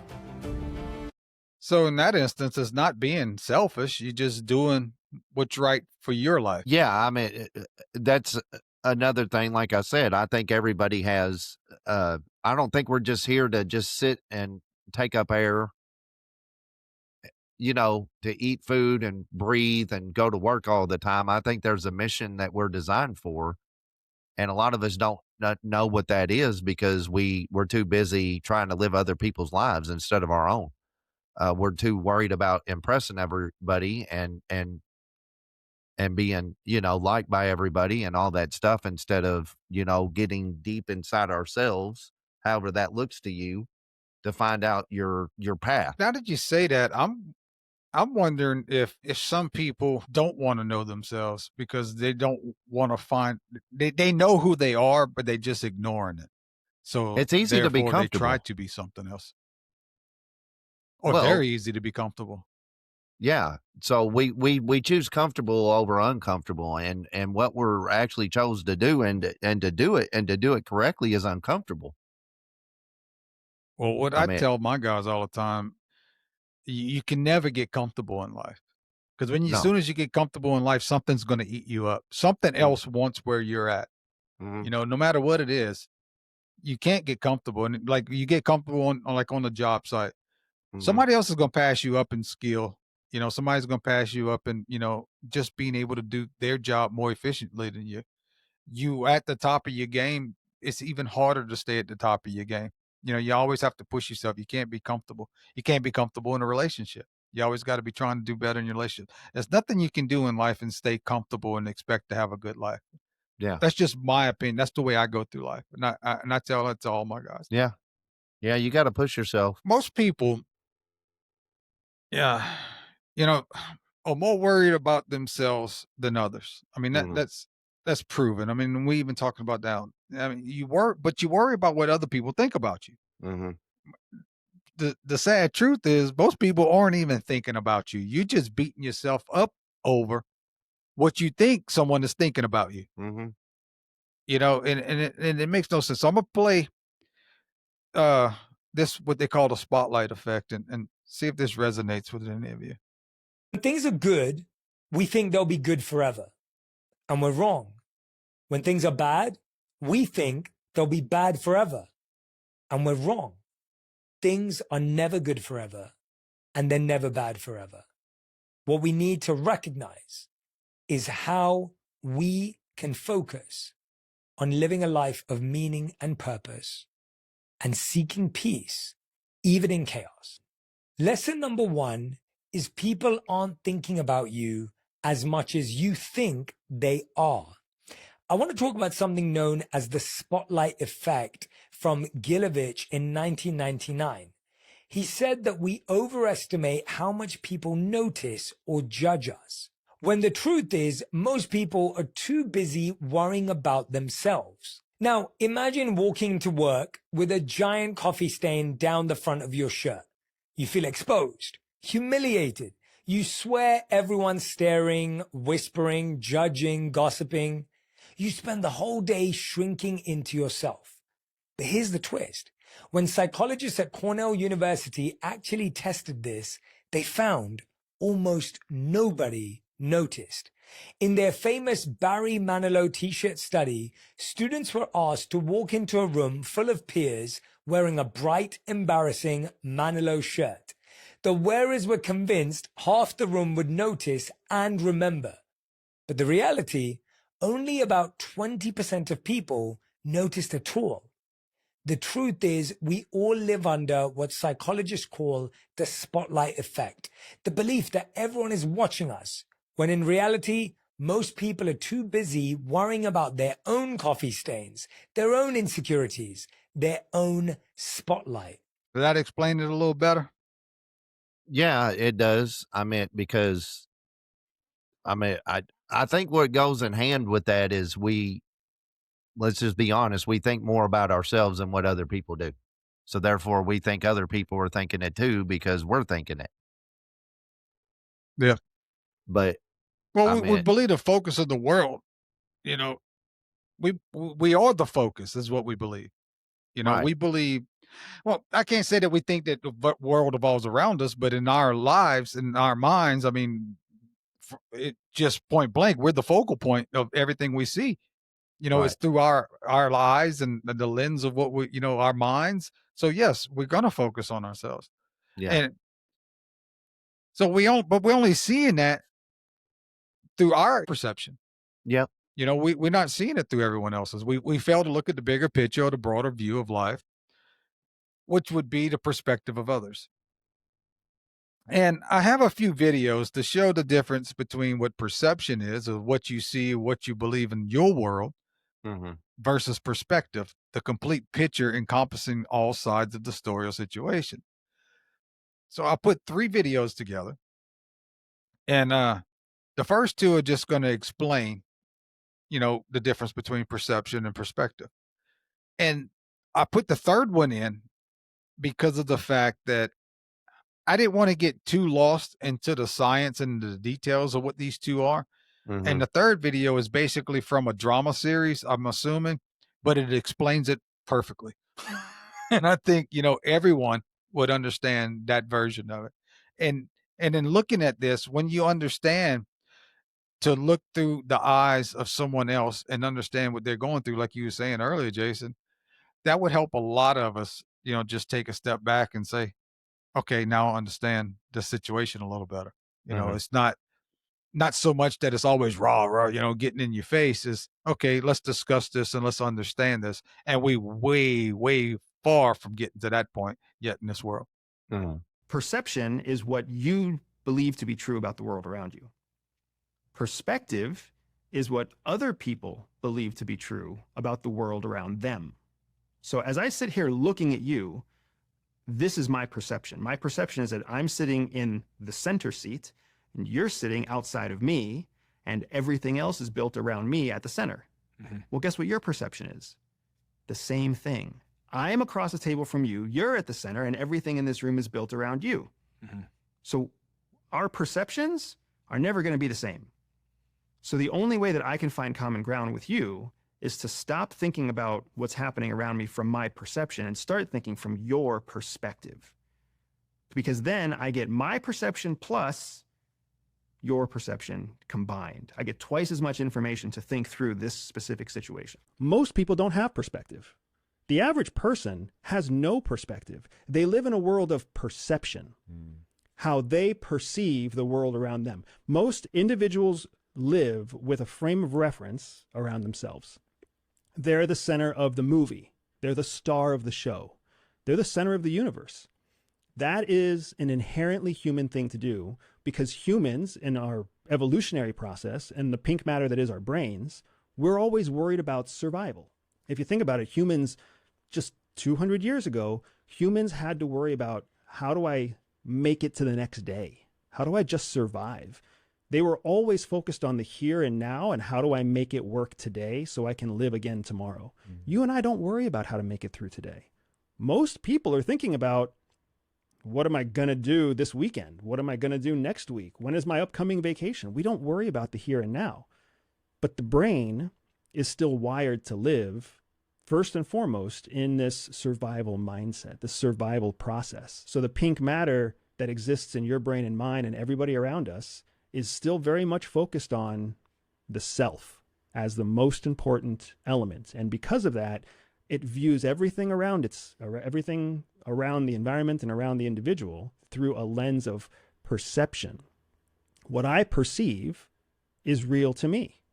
To hell with what you perceive. What I perceive is the truth. Pretty head on. Yeah. We don't understand other people because if their thoughts don't line up like ours or their vision doesn't line up like ours, then we don't care to understand.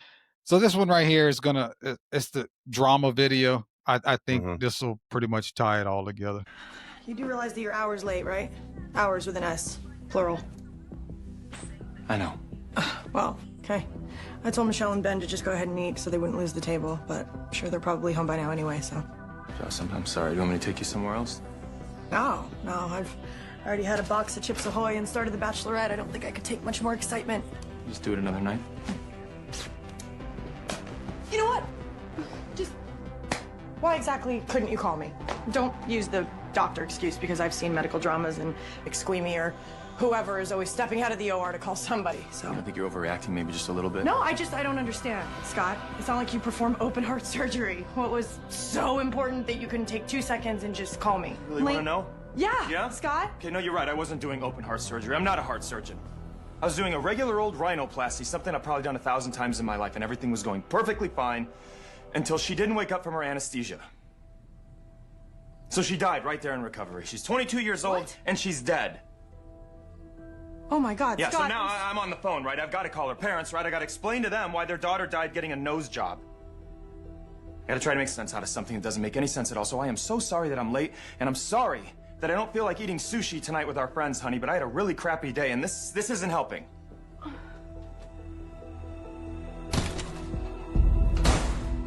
And everybody's like, man, he's a dick. Yeah. Sorry. But I think most people can don't- relate that we've all been in a situation like that. Yeah. Because your mind, you done made up this whole scenario Mhm. because that's what you perceive through your eyes. And, Yeah. and you're not understanding the bigger picture. Mhm. And that's what you just caused. Now, look at that. That is a small level. I mean, what we're going through the world today and Mhm. how we all see what's going through our lens and what through our, like we was talking the other couple weeks ago, our algorithms that we're constantly being force fed, Mhm. you know, every week through whatever we're doing on social media, that's making us align with whatever we're believing, whether it's true or not, it doesn't matter. I'm just saying whatever you're believing. And now all that's in your head, but you don't have no idea what this other person's thinking or what they're going through. And everybody's going through something. Everybody is.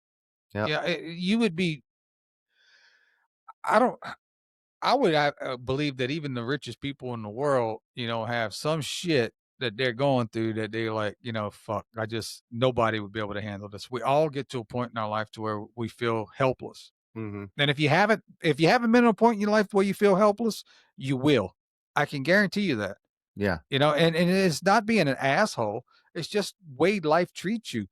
You either got to be humble in life or life is going to fucking humble you. Yep.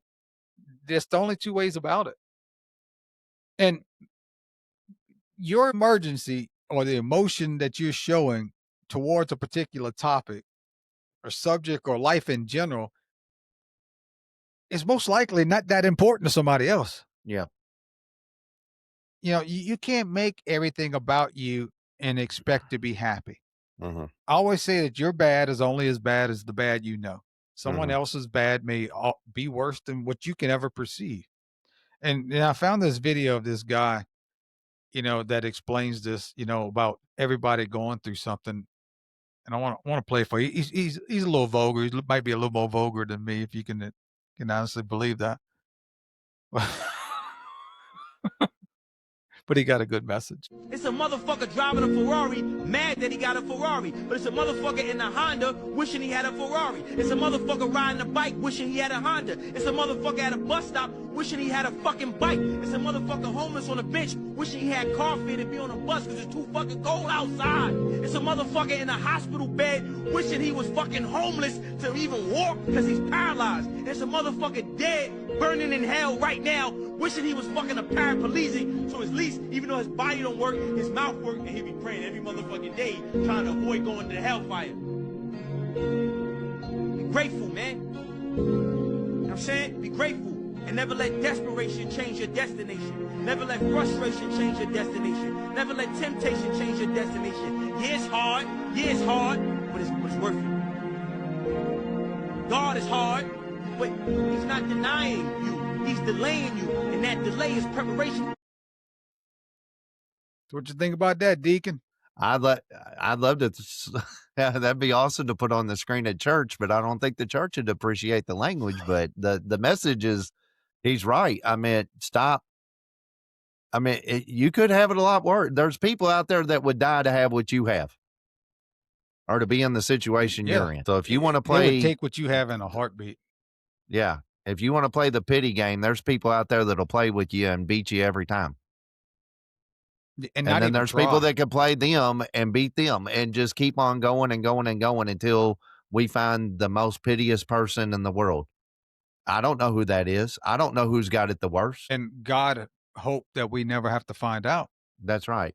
You know, you should feel blessed that, you know, you're in a situation, if you tonight and you got a roof over your head and, you know, you have a warm meal, you know, and you're even more fortunate if you have a loved one to spend some time with. Yeah. But there's a lot of people out there that don't have a lot. And I'm not saying some of them, you know, it might be by their own means, but some of them out there just because they just had a hard time in life, or, you know, they had, one thing went wrong and it just totally, you know, derailed their whole life. Mm-hmm. Or, you know, this is probably far more than we would really like to think, is a man came back or a woman came back from a foreign war or something, and they just can't deal with reality anymore. Mm-hmm. And they're just living on the streets and they can't hold a job, and we're not taking care of them. And Right. their life is just, you know, bad. And you can't look at everyone and think that they're just a bum, you know, when shit like that happens to them. Mhm. Life will take a hard turn, and it's how you react to it is what's going to make, you know, you either grow as a person or fall really hard. But you got to keep pushing in life. All right. So I believe in the power of mind. I believe in the power of prayer. And but the power of mind is I believe that if you believe that you can do something, you can do it. And you being in the Marine Corps also, I mean, they teach you, you know, that your mind's gonna give up a lot quicker than your body will. But Mhm. as long as you push your mind and you make yourself believe that you can do something, Mhm. you might fail, but you trying and you're gonna eventually get to do it. I mean, Mhm. just keep pushing, pushing, pushing, pushing. So I believe in the power of mind. And I believe that we all have issues, but some of our issues are made up in our mind. Mm. You know, or are we creating, you know, some of our own issues because of what we think? I mean, could this be because we mostly seek validation more than we seek truth? I would assume that based on the fact that we all looking for validation every day with our likes and clicks and comments, and you know what this one said about Julie down the road, and it used to be just the neighborhood gossip. Now the neighborhood gossip and validation is worldwide. I mean, Mhm. that's pretty fucking Well, I out just there. question like some of the stuff people put out on social media, like their stuff, like stuff going on in their home, and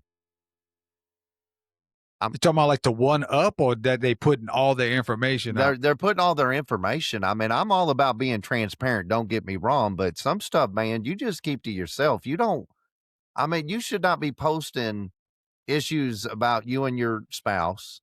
Like, you should not be videoing your spouse while y'all are having an argument over something and putting that on No. TikTok. You should not be like disciplining your kids. I mean, damn, if you wouldn't call somebody up and talk to them about it, stop putting that crap out on social media. I don't care. I don't. And call me an ass. I don't care what you had for lunch. I was about to say, I don't want to see a picture of your whatever you just ate or what you're about to eat, or Yeah. I mean, our daughter sent us a picture of the hibachi that was made over at my nephew's house for Christmas. That's what we missed out on. I'm fine with that. And I sent her what we had. We had country fried chicken, mashed potatoes, gravy, and, you know, good old Southern slop. And it was good. I mean, we just came up with it like last minute. I mean, we thought we were just going to have sandwiches or whatever, and we ended up making that, and it was good. I'm fine with that, but I don't share that on TikTok. I don't put it on Instagram. We're not doing sunset hard hands and why because not? dude, because people are, you're right. Everybody on there is looking for validation. They're looking Yep. for people to say, I like you. And you don't need that. I You know. have somebody majority of the time in the next room Mhm. that loves you to death, and you're not giving them any time. Yeah, well, I don't You know? trust them. They say whatever they say. They'll lie. They see me at my worst and they still say, I love you. There's no way. Because I don't love myself. That's the problem. When You're right. Yeah, now that you say that, I get that. I get that way of thinking. I don't Yeah. understand it, but I get it. Yeah. How can Now, somebody I'm love a me when I don't even love myself? I'm gonna So, play a couple videos. I'll play this first one and we'll discuss it, and then I'll play the second one. So these are basically proven. These are like some studies they've done, and that shows you, how your mind has a lot to do with the outcome of your life, or should I say, mindset. Dr. Richard Wiseman did a study. He asked people to perceive their own luck. How lucky do you feel? Then he gave them a challenge. He gave them a newspaper. And he said, I want you to count the amount of images in this newspaper. They sat with the newspaper and they counted all the images, but there was a trick. There's always a trick in these studies. On the second page of the newspaper, in big print, it said, stop counting. There are 42 images in this newspaper. Almost all of the people who perceived themselves as lucky saw the ad, closed the paper, and gave it back. So there are 42 images. Almost none of the unlucky people did. The unlucky people missed the ad and kept counting, spent a lot of time, and made more mistakes. This means that if you think of yourself as lucky, you literally see more opportunities. If you think of yourself as unlucky, you miss them. Now, I didn't like her having to use the word literally, but is that just mind blowing? yeah, I mean, I can see a lot of stuff is a mindset. If you got a piss poor attitude about stuff or just think woe is me all the time, it's going to be woe is you. If you always think something's going to happen to you, it's like being a hypochondriac, right? When you think you're sick all the time and you got this, my grandma was that way. I swear my grandpa would get so mad about commercials that would come on about like Latuda or these different drugs or whatever, because my grandma would be like, I think I got fibromyalgia. I think I got this. I think she had everything that came on? Yeah, a doctor never told her that. She was self-diagnosed from watching TV commercials. But those commercials, and I'm not taking up for your grandma, and she might have been a hypochondriac. Well, those commercials are convincing, though. Yeah, they are. They will make you believe that you have this shit. It's really fucked up. Yeah, there's a TikTok I see. I'll send it to you next time I see it, because I see it like once or twice a week that says, yeah, I was looking around on Google today and my knee is hurting and I got a splinter and Google says it's not looking good. You see what I'm saying? That's where we're at. Like, if your knee hurts and you have a splinter, you're dying. Like, you've only got 6 months to live. So, that's just how people are. They're just in such a funk in their mind. They think that, and your mindset plays a lot on that. I mean, I think it even believes on if you stay healthy or not, because you constantly, not only you're looking for validation, you're looking for the validation of your thoughts. Yes. So if you think that the world's out to get you, you're going to find things out there that there's this car down the road, or this just happened, or they hate me over there because they're always looking over here. They might see something over here that, as a problem, but they're scared to go talk to you because you're looking at them like you ready to kill them from looking at you. I mean, we just don't talk enough. We don't. Right. And that is just a huge problem. I think if we talk more, we can get around some of that. But I don't know if that would change the mindset of people. Yeah. So here's another video that pretty much states, how your mind will actually play tricks on you. In the 1970s, a psychology professor by the name of Robert Kleck from Dartmouth, he conducted this fascinating experiment where he brought people together, he split them into groups, and with one group, he drew a scar on their face from their right ear to the side of their mouth. Big, ugly scar, and he let them see themselves in a hand mirror. Then he sends the groups out to have conversation with strangers, right? So you have one group that has this scar, another group has no scar. After the conversations, they come back and they report on how they felt the conversation went. The group with the scar overwhelmingly reported that they felt judged, it was tense, the other person was distant because of the scar. But here is where it gets really interesting. If we rewind just a little bit, right before the researchers sent them out into these conversations, he applied moisturizing cream to the scar, so they'd just seen themselves in the mirror. He then applies his cream, but he doesn't tell them that he's removing the scar. Wow. So now they have no scar on their face, but they believe that they do. No. They go into these conversations believing, expecting they will be treated badly, poorly, judged. And that's what they experienced. Wow. It's wild. When you think about the implications for us in our lives, okay, it may not be a physical scar, but we all have beliefs or expectations about ourselves based on how we see ourselves, our self-image. And then we're going to notice things that reinforce it because of how the brain is wired. Confirmation bias, selective attention. Your brain is wired to magnify what you focus on. So if you're going into your life, into your conversations, into your meetings, into your work, believing that you're not worthy, that you're not capable, that you don't deserve it, you're going to notice things that reinforce that, and it's only going to make you feel worse. That's messed up. Yeah, but it's true. Yeah, I know. But I mean, he just painted, I mean, they knew that that was fake. And then the kicker was, I was like, well, dang, he let him go into those meetings with it on there. Yeah, it's going to be a distraction and all that. It's funny how they picked, but come to find out, he wiped it off of them before they ever went in there, and they still perceived that the conversation was being judged because of the scar that he drew on their face.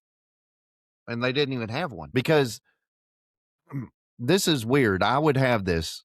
So my wife's going to laugh that I'm fessing this up, and I don't care. A lot of times before we would have an argument, Brian, I would act out the argument on the way home or during the day. I'd script the thing out. And then when I got home and it didn't go as scripted, I get even madder. Really? Yeah. And I'd let her have it because she wasn't following script. That's what these people are doing. It's already scripted that they got the scar. Yep. So they're already perceiving how that conversation is going to happen. They're already working it out in their head before they go in there. Why do we do that? Why do we feel like we have to, like, you send the agenda out, I read it most of the time. There's been a couple that I've had to fly off the cuff with, but sometimes I try not to engulf myself in it because I don't want to go ahead and start thinking what I'm going to say and it be scripted. Does that make sense? No, yeah, you just let it flow. It's going to, I mean, this whole thing is I may have misread it. Work in progress, you know? Well, I may have misread what you were getting at. So I feel like we're going to talk, right? And I'll just go off of the conversation. But I feel like if I start reading into this too much, and it's good because it gets me prepared, but it's a fine line with it, people. So stop doing what I've done before, where I'm scripting out my conversation with somebody in an argument. And 90% of the time it's because I want to be right. If they get off script, they're not right. Even if you're not trying to be right, you in some cases, it might not even be an argument. You might be, somebody might have said something to you. Right. And now you made this whole role in, or whatever you want to call it, this whole shit. When you play something out in your head, yeah, I'm gonna call it a delusion. Right.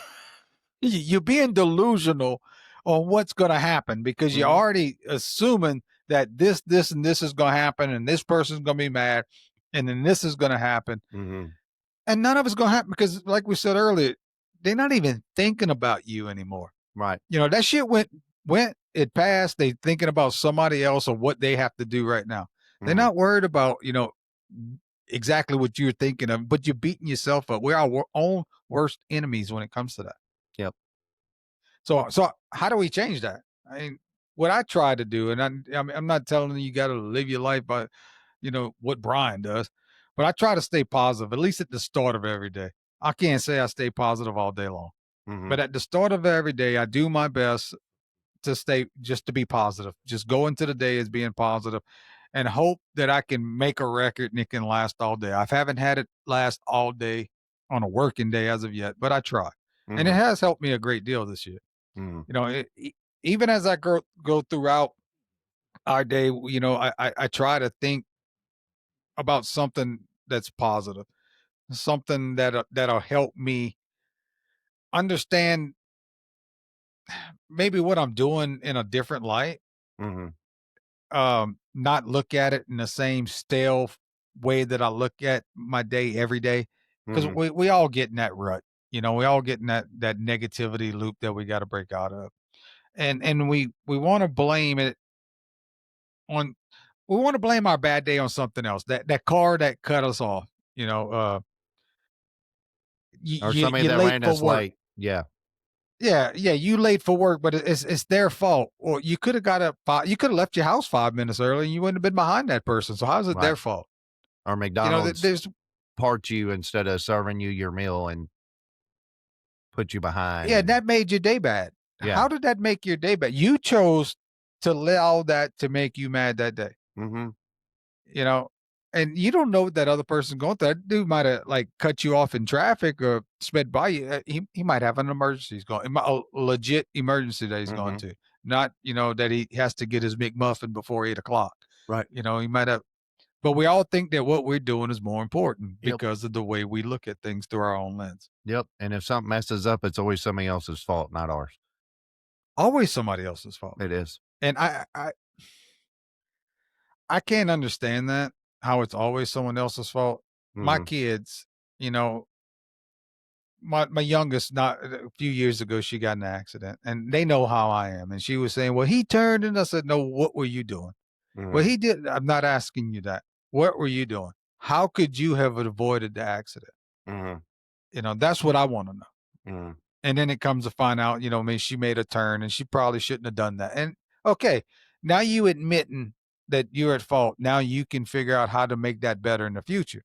Mhm. If you don't accept the fact that you had some fault in that, you can't fix it for the future. Yeah. Because it's always going to be somebody else's problem. Mhm. It's not your problem to fix. Yep. And you can't go through life without No. Nope. All right, so the next thing I want to do is and I didn't even know this was a thing. It's called emotional maturity, and Never knew that existed. I don't know. Yeah, I didn't know that existed either. Thought emotions just were emotions. Like there's maturity levels to them. Well, I didn't know you were supposed to have emotions. First of all, now you got to have mature emotions. So, Dude, you had emotions. Hey, Never knew I what guess one you were going anger to is an get. emotion. Yeah. It's one of them. The Raging Cajun over here. Yeah. Don't I let come a me long way. remember. Yeah. Don't get his burger wrong in the drive-through.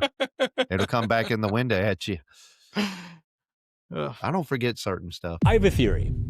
Every adult you see is kind of just an 8-year-old in a big body. And that's because everybody grows up, but not everybody becomes emotionally mature. See, most people don't realize this, but emotional maturity is not natural. It's actually learned, and most people never got trained properly. They just got shamed for it. And that's not necessarily our fault, because, well, maybe our parents didn't know how to be emotionally mature. When we don't know how to handle our emotions, we end up numbing them. But see, emotional maturity cannot be faked. It has to be earned.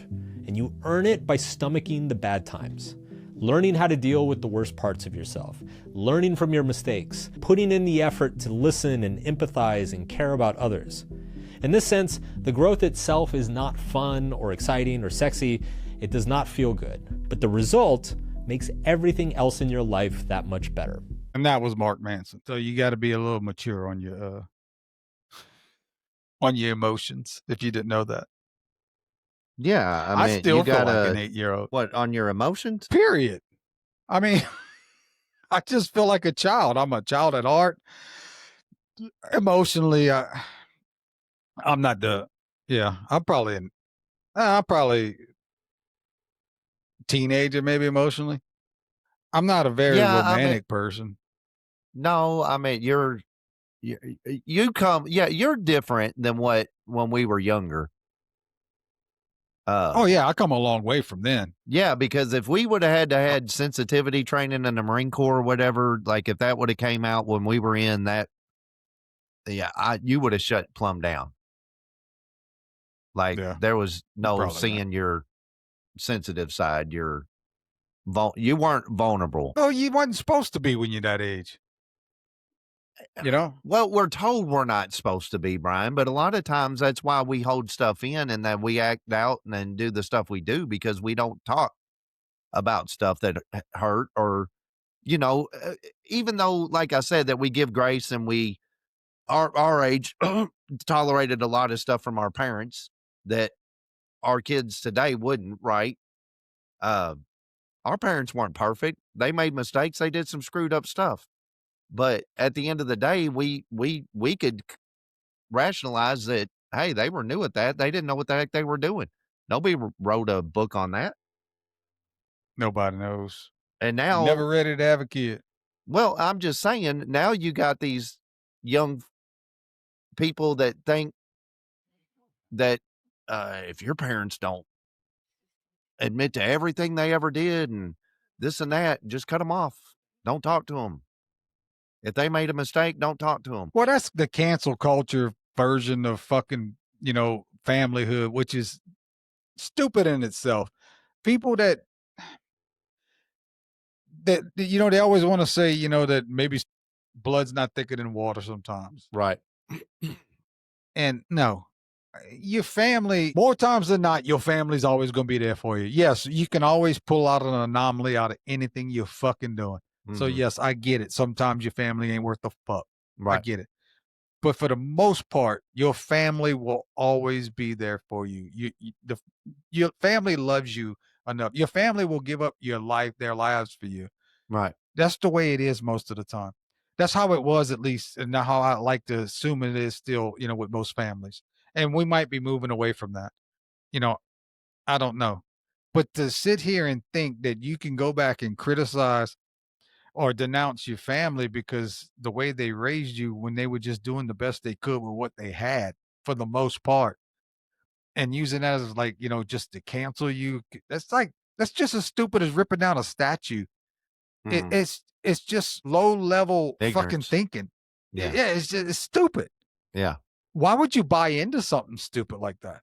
Well, it's another thing is you got to understand when you marry somebody else, 99% of the time you're not, especially when you're getting married, you're not looking at a lot of the important stuff about a marriage. It's more looks and what they downstairs. do for you. Yeah.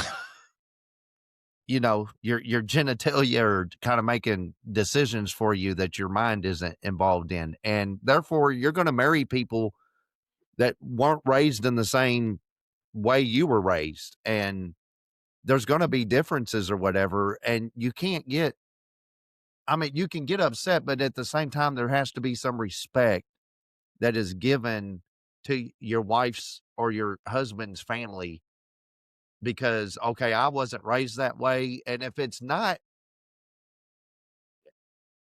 there's common ground that everybody knows that it's unhealthy for kids to be around. And, if you got family members that can't keep their hands to themselves, that's I'm not questioning that. And my mother-in-law did this, but I still respected that was my mother-in-law for my wife. She talked down on my wife in front of people. Oh, damn. And I would say stuff and I was the ass, but I still had to respect that was my wife's mother. And I didn't cut her off. I chose not to spend as much time with her that I didn't have to, but I didn't sit there and say my kids couldn't ever be around her and we're going no contact or whatever. And like I said, we'll get into this stuff later, deeper into this, but if you look at a majority of it, the no contact stuff, it's the daughter-in-law that pushes the husband to go no contact with his parents. That's what I see a majority on TikTok. It's not the daughter-in-law. I mean, what about her parents? What if her husband doesn't agree? Because I'm telling you right now, I think as a man, we know how to compartmentalize that stuff, and we can tolerate a lot of stuff and then just go home in our house and kind of wipe that stuff off before we get in the house and get back to our agenda. Women can't do that. So I think it's more the woman pushing the guy to, your family's the problem. Well, what about your family? Well, no, my family's great. This is the way. Well, yeah, you think that way just because, like you were arguing with me about Iran, that those people think they should have nuclear weapons to protect themselves. It's the same thing. It's how you grew up in that cesspool of crap. That's why you think it's okay. You don't know any better. And she sees that she's right. Yeah. And you see that you're right. And if you want that vagina, you're going to do what I say. I'm just being honest with most guys out there. Prove me I'm wrong. Your wife's more easily to tell you to cut somebody off than you are to tell her to cut somebody off. Try that. I think you're right about that. And we'll listen. We'll do stuff for peace in our own house. We'll give up a lot to have peace in our own house. Yes, even if it's wrong, we'll do that. Just to make peace. And we'll lie, and we won't be honest about whoever that we're cutting off or whatever. We'll just be like, yeah, you're a problem. Well, when did I become? Well, I didn't know you were until she said somebody you're a problem, told me. so now you're a fucking problem. Problem, yeah. That thing over there that's got the vagina, she said you're the problem, so I guess you are. She was cutting me off, and fuck it, it's either you or her. And right now, you got to go. Yeah, man, last we've time been I buds checked, Dad, forever. Yeah, I'm sorry, man. You know, it is what it is. You can't offer what she's offering, so That's right. See ya. That's Costs what too I'm much getting to at. leave her right now. Yeah, and you're right. I mean, that's 100% right, because we're not going to sit there and sit down with our spouse and say, okay, hey, how were you raised? What was the rules in your house about this?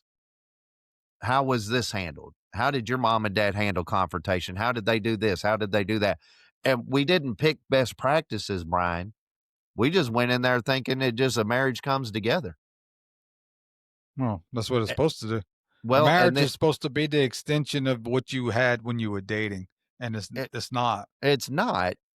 But that's what I'm saying. Your theories and your thoughts and on how to handle stuff, Ryan, is never talked about, and you don't come up with the best ways to handle stuff with you and your spouse.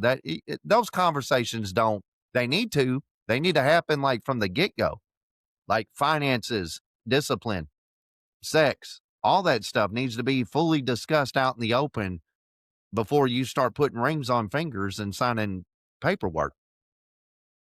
It seems like that hits you pretty hard. You bring that up a lot. I do.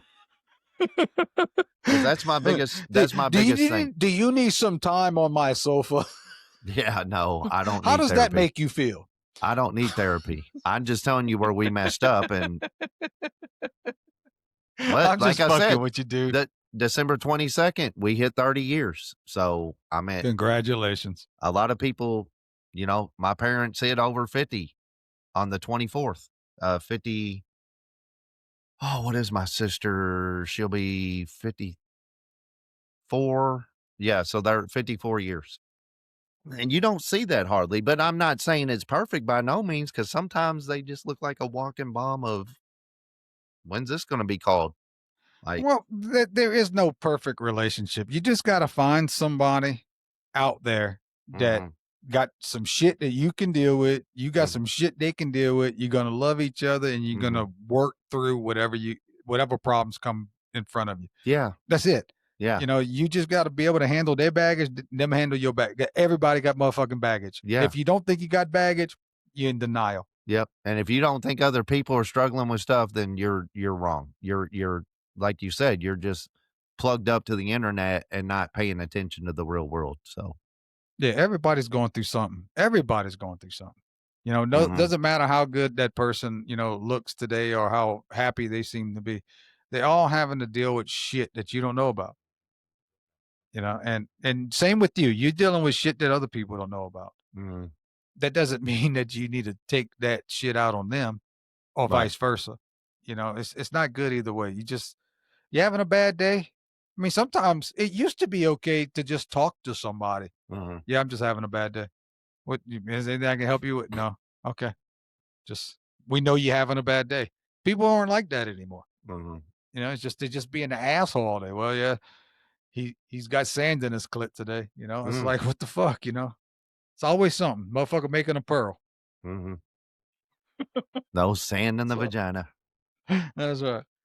And so everyone, listening, I mean, stop waiting for someone or something to make you happy. Happiness is not a damn destination. Only you can make yourself happy.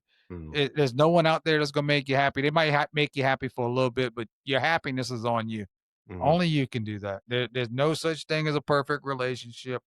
There's no rainbow that you're gonna wake up under one day and just it's gonna be fucking rainbow and unicorns the rest of your fucking life. It ain't gonna happen.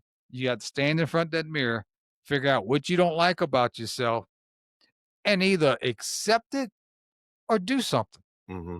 You know, and when I say do something, is make a positive change in your life. Don't do anything dramatic. There's nothing physically that you're gonna really change that's gonna make your mind that happy. I just don't believe that. You know, because if it would be that way, you wouldn't see people go and get multiple cosmetic surgeries. You know, because there's only one thing that bothers. Then they go get this fixed, and oh, you know, well, what if I do this? No, you know, there's a lot of things that bother you, and it's not cosmetic. You're just not getting to the deep part that you know you don't want to get to the deep part. Right. And the other thing is, I mean, be truthful with yourself and everyone else around you. There's no reason you should try and be anyone other than who you are. Now, recently, and I think I talked to you about this, Jason. We might even talk to you about it on this podcast. I went through some training for work, and one of the first things that we were talking about was imposter syndrome and wearing a proverbial mask at work and not being who you truly are. And my first question is, why does corporate America have to teach this? First of all, and I mean, this should be how everyone lives their lives. And then I told my trainer, if corporate America has to teach its employees how to be a fucking human, then we got some serious problems. You know, we really do, and I believe that. I guess again, and I've said this multiple times that I really believe that I'm naive to a lot of things. And I really starting to learn that I have no idea how the world works. But I do know that if you're truthful to yourself and you're truthful to others, things always seem to work out somehow. I don't know how or why, but things are just easier. You're not fighting so much shit in your head all the time, you know, and you're not worrying about what this one's going to ask you or what that one's going to tell you because you're being truthful. And it's hard to forget the truth, you know? So that really is, it's one of the easiest things you can do. And it's going to free your mind up so much. You just would not believe how much you brain width you get just for being truthful. And it doesn't matter if it offends someone. Right. You know, it doesn't matter, you know, if it's, you know, if someone thinks you're stupid for, you know, the way you feel if it's truthful, it's just truthful, you know, don't fuck them. Your success also, you know, it falls on you. You can push yourself, and sometimes you're going to have to push yourself. You got to learn how to meet issues head on, you know, do your best to learn to be the best version of you when you're under pressure. You know, having a clear head while you're under pressure is a great gift, and it can be learned. Trust me, I'm still trying to learn this one, but I'm getting better with practice. You know, I don't blow up as much as I used to. But you can be a lot better under pressure. And I'm also learning that everything doesn't deserve my attention or my emotions. Some things are just that, things. You know, they don't deserve my time.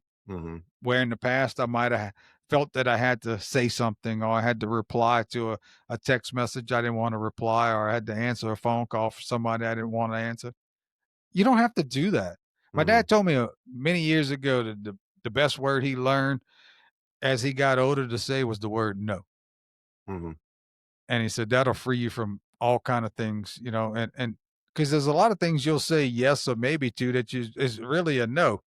Just learn how to say no. It's truthful. You're being truthful. It might seem rude, but you're saving yourself. And that's what it's about. Us being able to understand others, make ourselves to where we're stronger and then become a better society is a challenge. You can't change anyone, nor can you show them the truth if they aren't open to discussion. That doesn't mean you can't open your own mind and hear what they have to say. That makes sense? Yeah. So if you listen to them, even if you don't agree or believe it, it gives you insight into what they thinking. And in my mind, it helps you understand the bigger picture. So you might not agree, just like we were talking earlier, about the fact that the ones in the Middle East might want nuclear weapons. And I don't agree that they should have it, but I'm willing to listen to them explain to me why they think they should have it. Right. And then someone explained to me why we are the ones that can tell people in the world that they can have nuclear weapons. So how do we manage all this stuff? You know, and then they might have legitimate reasons. There might actually be laws that state X, Y, and Z. I don't know, but Right. I'm open to listen to that. Right. A lot of people aren't. And I think a lot of people aren't because they just aren't built the same anymore. You know, they haven't felt the pressure. They haven't struggled enough. I hate to even say it that way, but they haven't. You know, they got participation trophies. They don't know what the word no is. All they've heard their whole life is how great they are and what they're given. And this afternoon, I seen this and I thought it would be a good thing to sum this up based off of where we were, you know, back when we grew up to now, and how I always think that we're getting soft. You know, we're domesticated as a society. And this lady, she did a good job of putting this together. So I wanted to play this for you. And then we're gonna have a little fun. All right. We're living in a time where people break over things that previous generations pushed through without a second thought, right? Discomfort is now trauma, accountability is an attack, and anyone who disagrees becomes the villain in someone's story. And respect and discipline barely exist. Entitlement has become so normalized that basic emotional resilience is no longer common. And that's why everything triggers everybody. That's why people send hateful messages over opinions and advice or truth that challenges them. And I see it every single day. The anger, the projection, the outrage, and all it does is confirm how emotionally unprepared so many people are for the real world. And this is not strength, it's fragility. Real healing isn't coddling, it's uncomfortable, it's confrontational. It requires honesty and grit and the willingness to look inward, qualities that used to be the foundation of growing up. And until that comes back, we're going to keep seeing adults who crumble under the same weight their parents carried without a choice. Gen X. Yep. It's, I mean, we're talking about being judgmental and all. It is. It's a weak society. Very weak. We created that though. Oh yeah. You know, we can't stop that. I know all we can do is hope to make it a little better. But I mean, we created this society, and I hope that we can learn to where if we discuss things, while it might be painful, we might not agree, and we might get a little angry. Right. We can at least understand what each other wants, what each other needs, and then maybe we can come together and fucking fix some of this stuff. But right now, just commenting and liking and shit on everybody's post, and we're all blessed. I'm so sick. I get so sick of seeing that shit on social media. I'm so blessed. No, you're not. Shut up. You know, I mean, yes, you will have blessed days. Yes, your life can be good. But everybody in this world is just blessed. I mean, your life is that great.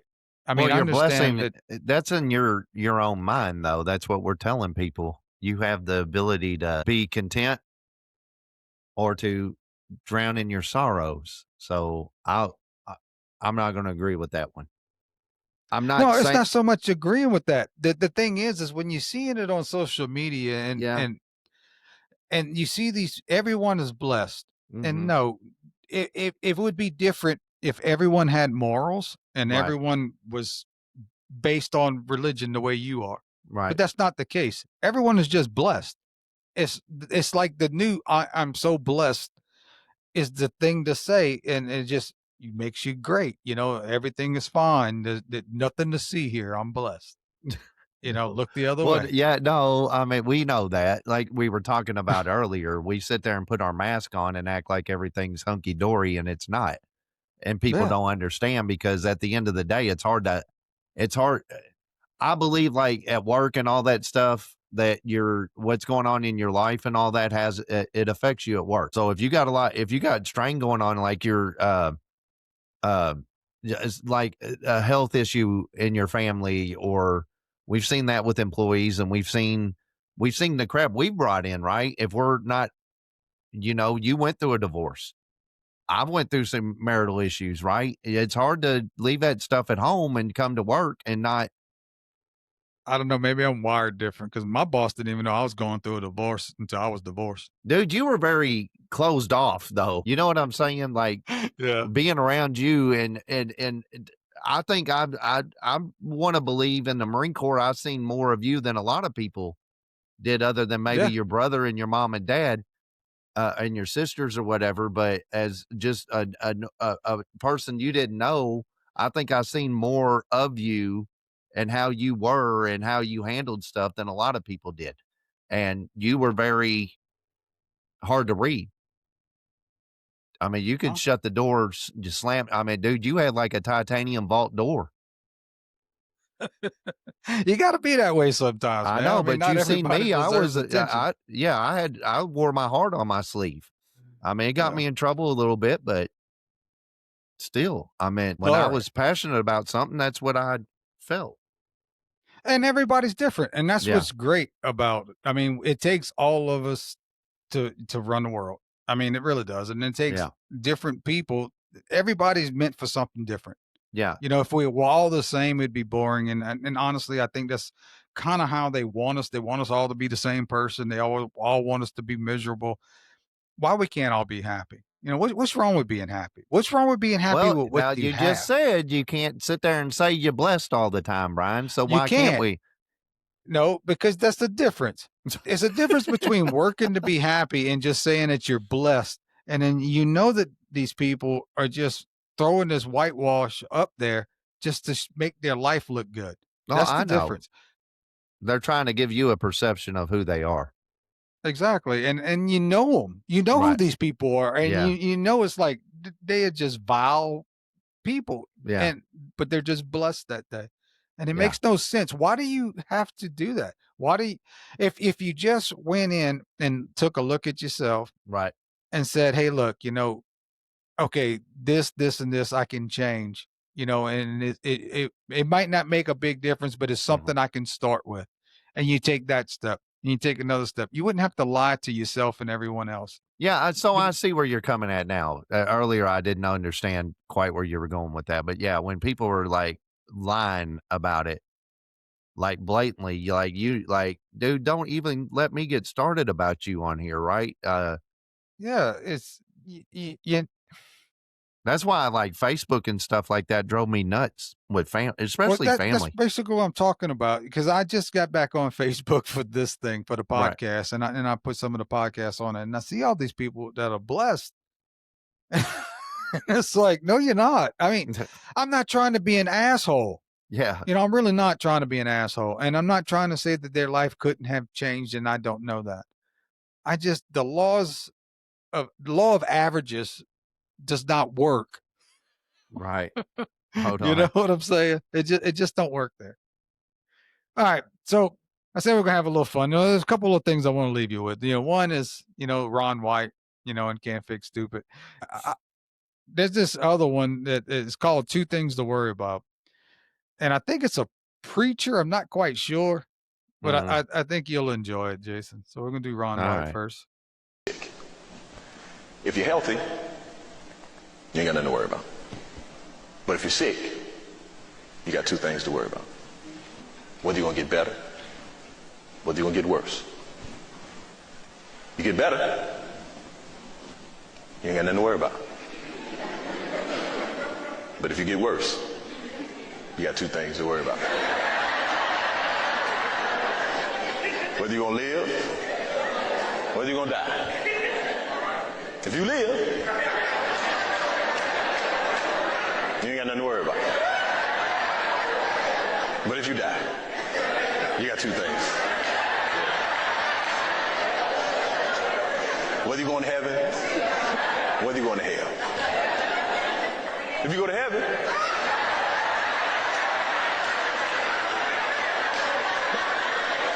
you ain't got nothing to worry about. But if you go to hell, you got two things to worry about. Original or extra crispy? That's the